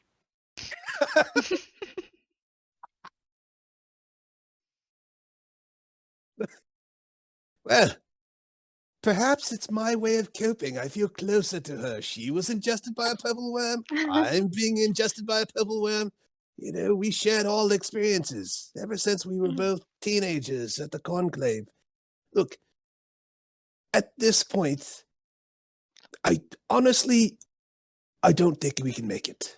We started out with a powerful party, and we're just down to the 2 of us plus those 2 injured men-at-arms.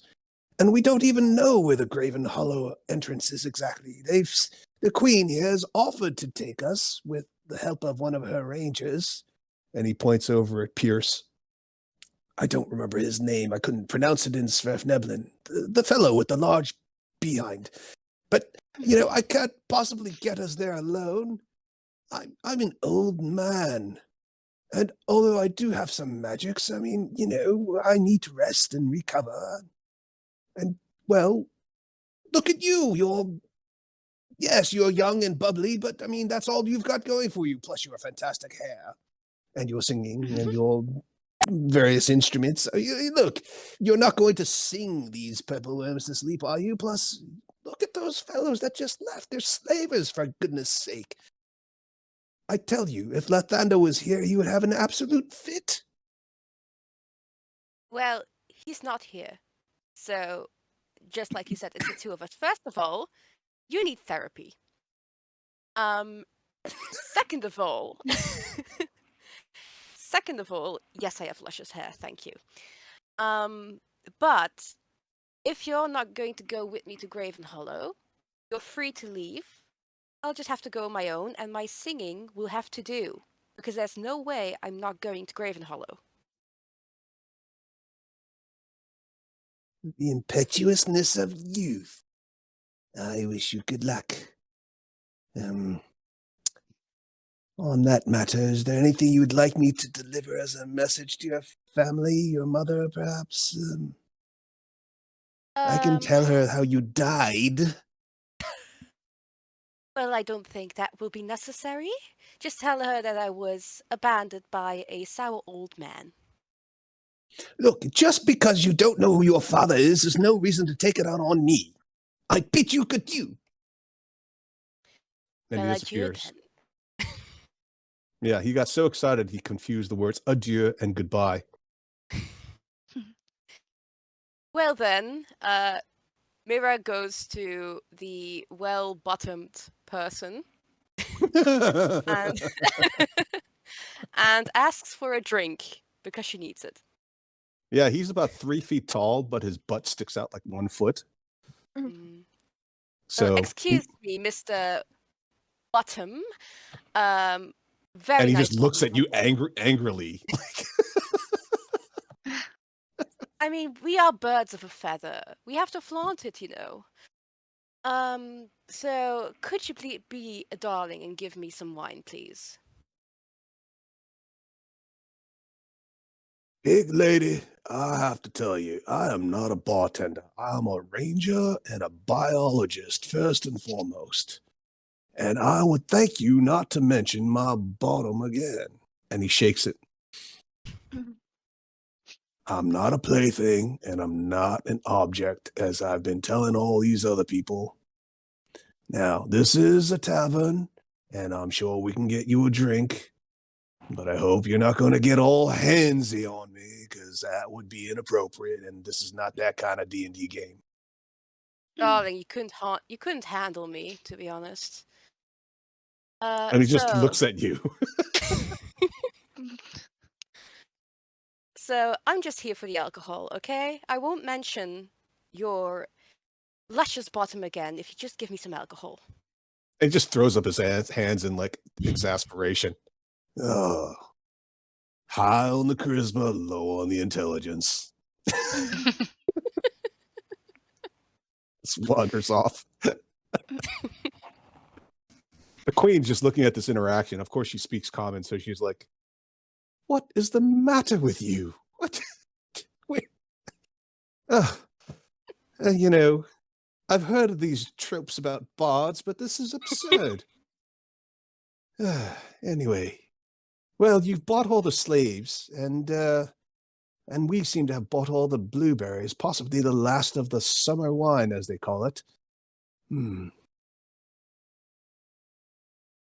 We do have one more issue we've got to deal with before you all head off to Graven Hollow, which I did promise, and I will absolutely assign Pierce or someone else to help guide you there. But, well, as I mentioned before, aside from the rift between us and the Sverfneblin were-rats, there is the issue of the dead, which is to say the undead. If we are to provide or present a united front against these invading jellies and oozes and puddings and what have you, we must not dedicate any more resources to internal defense. And at the moment, although some of them are helpful, the rest of the ghosts and spirits that haunt these halls, including those of the some of the attackers, Uh, well, at a minimum, they are causing disruption by killing, even accidentally, some of our workers and miners and engineers. Now, you did a very good job dealing with the were-rats, and we are grateful. But if you could bring these others to heel, I don't know, resolve their outstanding issues. Some of them may have something that they feel they need to have completed before they died, which is typically, as I understand it from my sages, how we would resolve these outstanding desires, or possibly find something new for them to focus their undead energies upon. Ideally, even just convert them to some purpose for our benefit. If you could get them to agree or motivate them even to become defenders of the city, that would be incredibly useful, and we would therefore be able to free up all the manpower, or woman power, as it were, to rebuilding the city, and also giving you some assistance towards finding Graven Hollow, which of course is going to take a very long time potentially, since it's very difficult to find, as you heard from these people who obviously lost a significant portion of their caravan looking for it. What say you? Well, ma'am, we did just help you with a very large issue for which you promised to help us find whatever where we wanted to go. Anyway, so and I'm not sure. We don't really have any. Well, let's say, how can we know that in the end you are actually going to help us instead of giving us just another task? No, that's a fair question, but I did mention it in the beginning, and this was a discussion we had when we first met. Pierce is the last surviving ranger.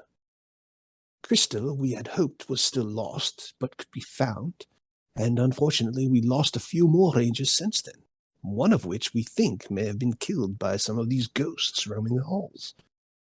And, well, it's not a question of my reneging on any promises. I simply cannot spare the manpower.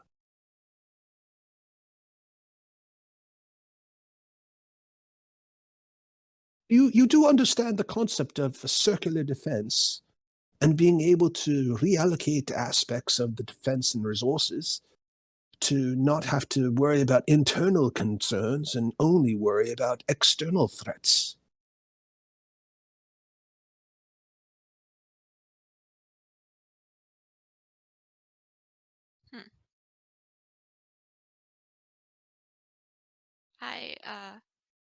Am I also like still telepathically linked to Sure. Patriots? Do we trust anything she says at this point? Really? I say we go back and give him a chance to escape. Who are you talking about? Well, I mean, we have to go back and convince them to become guards and guard the city, right? Shorty. Oh, you mean the were-rats? Yeah, the were-rats. I mean, she did say that they're allowed to leave if they want to, but I mean, again, how do we know that she actually means that? Yeah, I don't think she does.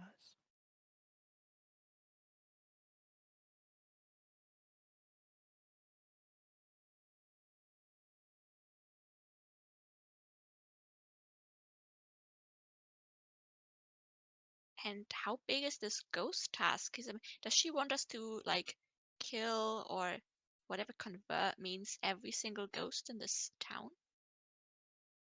We could be like spending years here. I'm worried about Hmm. that. Yeah, I'm not doing that. Like she's gonna find something else to do. It's like, oh, you've done this. Well, I think my bedroom floor is still dusty. You have to do that before before I can spare any manpower, right? Hmm. And we don't even know if Yeah, she really that's why knows. I'm thinking about the were rats. Yeah. I mean, she doesn't really. I mean, we don't know if she does really know something about where Graven Hollow really is. Maybe she's only like materializing us to fight for her. Mm.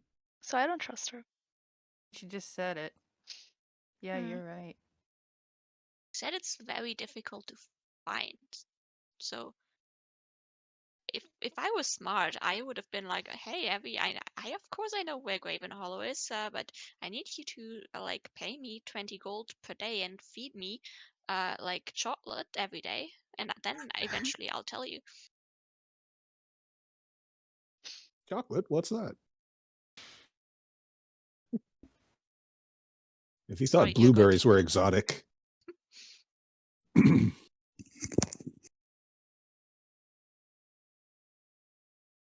Or we could try to, I mean, she said that Piers would help us get there. Do you think maybe we can like convince him to help him without his queen's permission?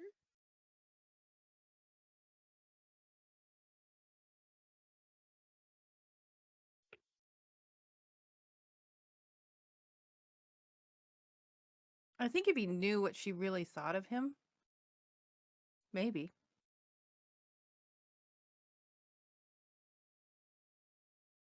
And we did hear the others, like these, like, I mean, now the man is gone, talk about getting to Graven Hollow, and they obviously put a lot of resources into it, so maybe she's close Yeah, but finding it, right? didn't they say that Pierce was going to show them where it was? And it didn't seem like they had to do the queen any favors. Yeah, right? true. So maybe we'll just tag along then.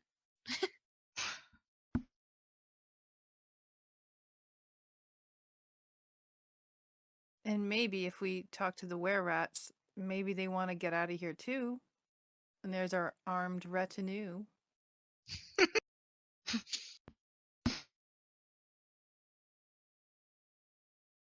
Yeah. I don't know now since Chiprin is gone. I don't know how the rest of them feel about Blingingstone. If they're as kind of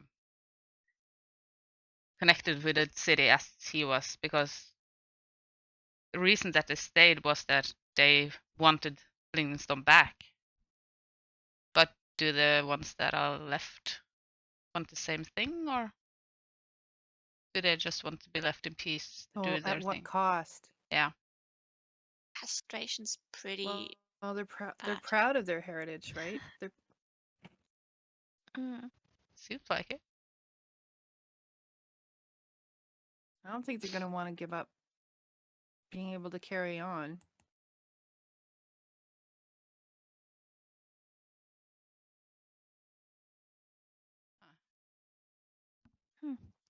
Well, I thought we did a good thing at first, but I'm really conflicted because I don't know, it doesn't seem so good now. And I'm afraid that Like everything this we is do. like the same, that we think we're gonna do something good and we will get something out of it, and in the end, we don't. We hurt more people, and I don't want that. What Shipquin clearly was not a good person, so I think That we did too. something good. He killed Crystal and she seemed like a nice gnome. According to Piers.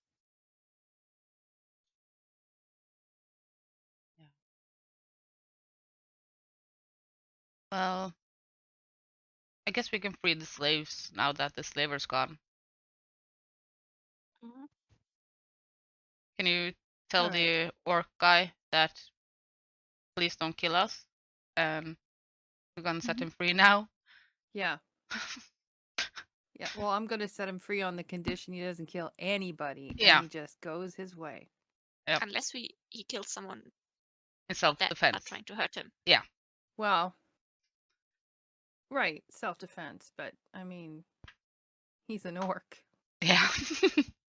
Every slight will be considered an attack. So I'll just have a little conversation with him, and I'll make sure he understands Yep. that, any unneeded aggression, any unneeded killing will be followed up by me. Hmm. Guidance. So I'm assuming I need to do an intimidation check for that. Yeah, that- I mean, Thank you.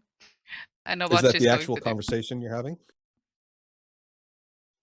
Yeah, that's the actual. I turn to him and I say, "So, in Orcish, I could free you now, but you have to absolutely promise no violence, no killing. Once you leave the town, self-defense, sure, but here, none of that, or you'll be answering to me." Wow. As tired as you sound, Yvonne, it's very impressive. Yeah, go ahead. Roll intimidation with advantage and, of course, guidance. Festering wound. Of course, I sound tired. Sorry, what? I have a What? festering wound, so I Oh, sound a little right. bit tired. Right. Do you still have a cold as well in real life? Yeah, I do. Actually, I'm trying not to sneeze this entire time. Oh, I'm so sorry. Sorry. You sounded like you were a bit on No, Sudafed it's or okay. something.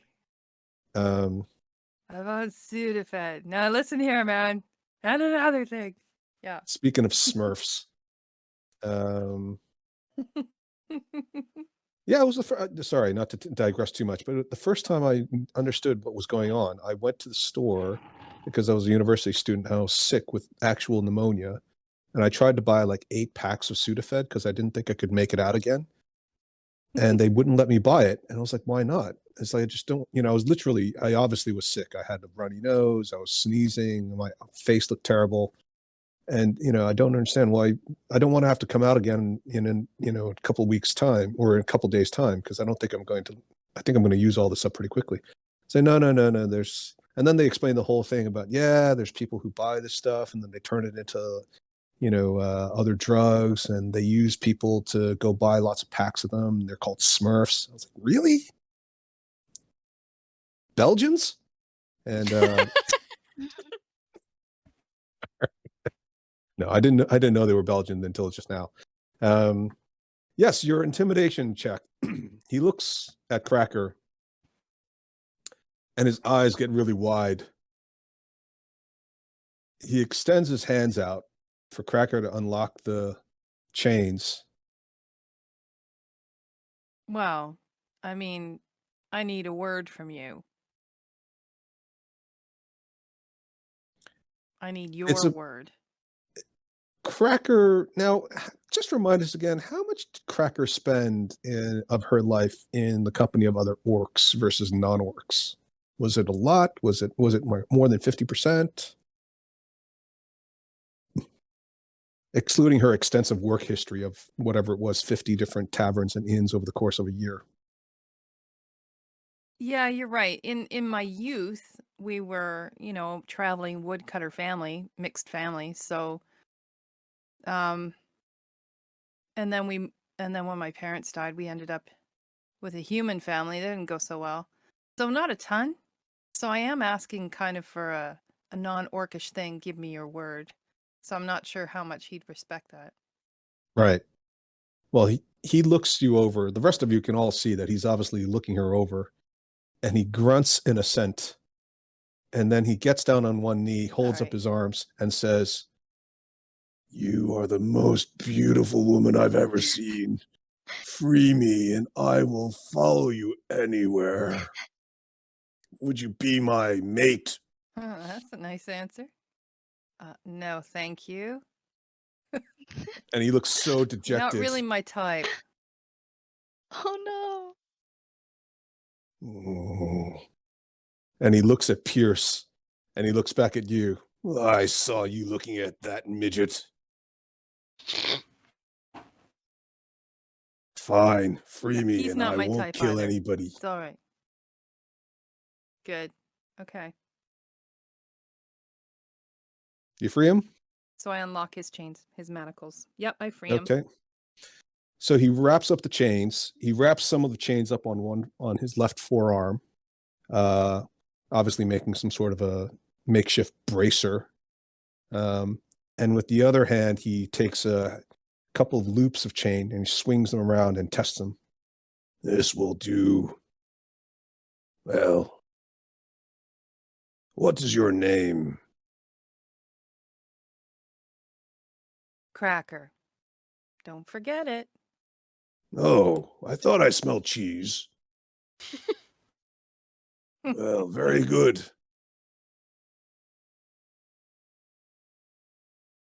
My name is... Well, you can stay with us if you want. No, I don't like the Underdark. I need to get back to my tribe. But my name is Cracktooth. If you make your way up to the spine of the world and you ever need some help, you let them know Cracktooth is your friend. And maybe it will get you out of some difficult situations. God damn. No promises. Thanks. I can't understand what they're saying, right? They're speaking Orcish. It's all Orcish. The only person who understands besides Cracker is this translator person that you've just brought on. I wanted to remind him that I actually paid 50 gold for him. So I'm his friend too. Yeah, he completely looked you over. Yeah. He's like totally in love with Cracker's like toothy grin, her, gigantic biceps, right? Her washboard abs, right? The whole intimidation factor, which for My them is like kind of smell. a turn on. Yeah, the smell, like the whole package, right? My je ne sais quoi. Yeah. Yeah. Exactly. Je ne sais quoi. Yeah, very good. And he sort of strides out in bold steps, pushing his way past everybody else except Cracker.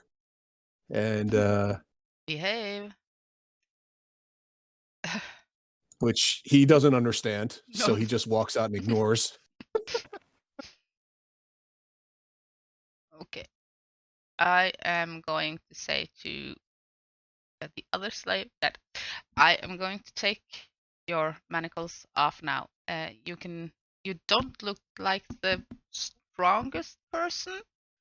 So, well, looking at the orc and then her might not go so well for you alone down here. If you want to, you can join our group. We are going to the library. Hopefully. Shouldn't be a Which tough walk. sounds like a Spanish introduction class. Yeah. ¿Dónde está la biblioteca? So you can decide, but What's we are going that? to free you now, and you can do whatever you want. But try, if you go on your own, try not to get captured again, because I'm not gonna pay you for you one more time. And I open the manacles. Moxie looks at you as the manacles fall to the ground and kind of rolls her eyes, muttering something to the effect, yeah, paid for me, sure. But doesn't go anywhere because she has nowhere else to go and isn't the brightest bulb in the box. So kind of Oh, just sits there. Maybe he's going to play follow the leader. She's not quite sure yet, but yeah. sniff, sniff. Somewhere off in the distance, you hear the sound I of a put a violin big- playing. Yeah. I put a big half orc hand on her shoulder and say, "Let's get a drink." Moxie kind of You looks look at you you could like, use one. depends on what it is. Not Still a lot not of trusting. choices.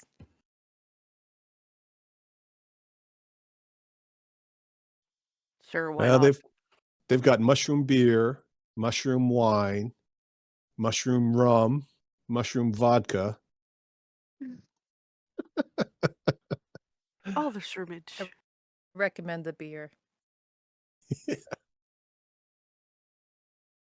Moxie accepts it only because that's pretty much all she used to drink anyway back home. So, You never had mushroom beer like this. well, More gas, more filling. Do we still get free Fuel. drinks because we kind of saved this tavern from not having hot water? Yes, you do get free drinks. The proprietor runs up with his armloads of, Smurf Neblin sized beers. So they're all like basically tiny teacups full of beer. But he does bring enough for everybody to have two. 2? Okay. Well, he's only little. I mean, his arm's he's got like eight glasses in each arm, so there's only so many you can. You've got Poops and Pool, you've got Sponge. I mean, he doesn't know who's going to drink what. Just keep it coming. He gives you a salute and runs off again. without saying a word, Moxie just grabs the two she had and just downs them, slams the glasses back down, and lets out a big old sigh. It's very gassy. Exactly. But hey, it's booze. Fair enough. All right. Anything to do with the raven-haired one over there? Yes, that was. I'm just sipping my wine and muttering under my breath like stupid old man. Just like cursing him under my breath while drinking my sorrows away. I'm going to go over and kind of whisper, not talking loud, but I heard that you were going to the library. Did you make a deal with the queen to have Pierce show you the way? Well, I came here with a caravan, but well, most of them died, and then there was this old man who really needs therapy. So I'm kind of on my own for now. Okay, so you Just because he doesn't want to die, he needs therapy. Wow. Talk about it. because his wife died, and he's in a carcass of the monster that his wife died too. Which also happens to be the local tavern. So, I mean, he doesn't have any choice in that matter. Fair enough. It's your point of view. So you haven't made a deal with the queen to get Pierce to show you the way to the library? Or No, but I might have to, since I have no other way of getting there now. okay. Well, we are also trying to get to the library, but the queen makes us do chores to get a guide. Now we have What kind of chores? Well, we had to kill a were-rat, and we had to find some people in a toy factory and get that operational again. Stuff like that. And now she wants us to get rid of some ghosts. I mean, if you're going to Graven Hollow, I would like to join you, because even though I don't like to give the old man the satisfaction of saying he's right, I don't think my singing is going to get me far. Well, it is a treacherous road underground.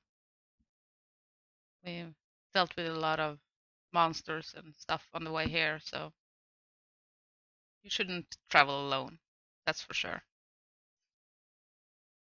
But to get a guide, I guess we have to do some ghost hunting, seems like. Sure, I'm up to it.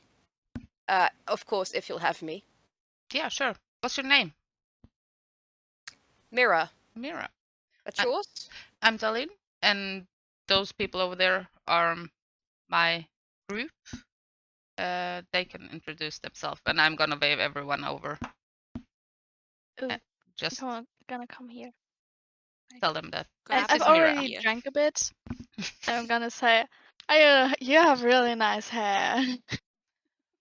I'm gonna touch it. Well, thank you. I Super could really, soft. yes, I use oil made out of slimes for it. It's really good for the moisture in your hair. Like, you can try it good. sometime. I have some in my bag. Oh, I would love that. For Get your it. Slime. non-existent hair. Well, I can always grow, you know? In fairness, Mira's skin literally is glowing and glistening. She's obviously extremely well moisturized. And Laura, would you say Violet's scales are a bit dry looking? Well, you can definitely kind of see the cracks in her skin.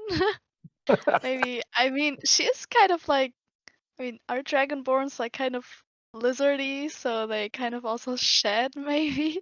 Yeah, And maybe there's a so, couple of scales falling off as you talk. yeah, she doesn't really have that much of a skincare routine to say that much.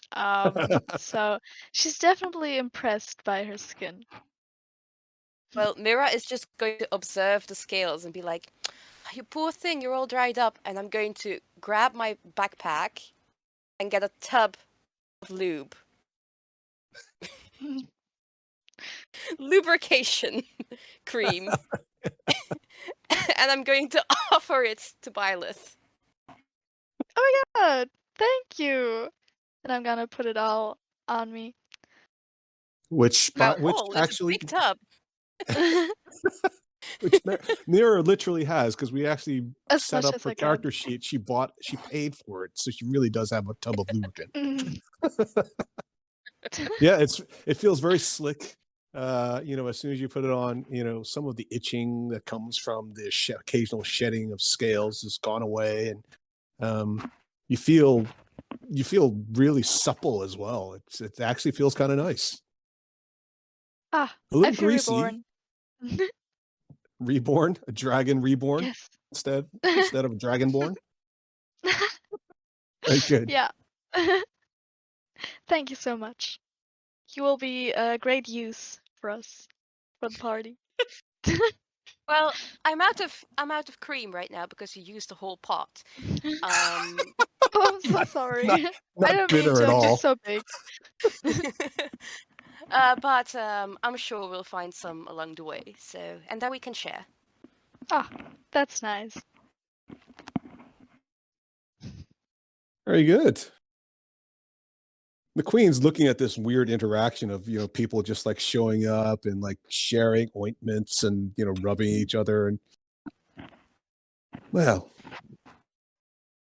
it sounds as if you've all agreed then. Excellent. Now, and she spreads out a scroll on the table after she clears off some of the mugs and things. This is where we are. And she points her finger at a spot on the map. And this is where most of the ghosts lie.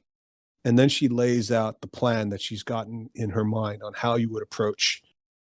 And the rest of the evening is covered in conversations about strategizing how you're going to approach the ghosts, who are the key players there, and is interspersed with little dishes of various foods, including blueberry desserts, mushroom soups and stews, as well as steamed mushroom steaks, the occasional bit of rotha meat that's been cut up and spiced, and lots of beer and wine. And actually, it's not a bad way to spend the evening getting to know each other.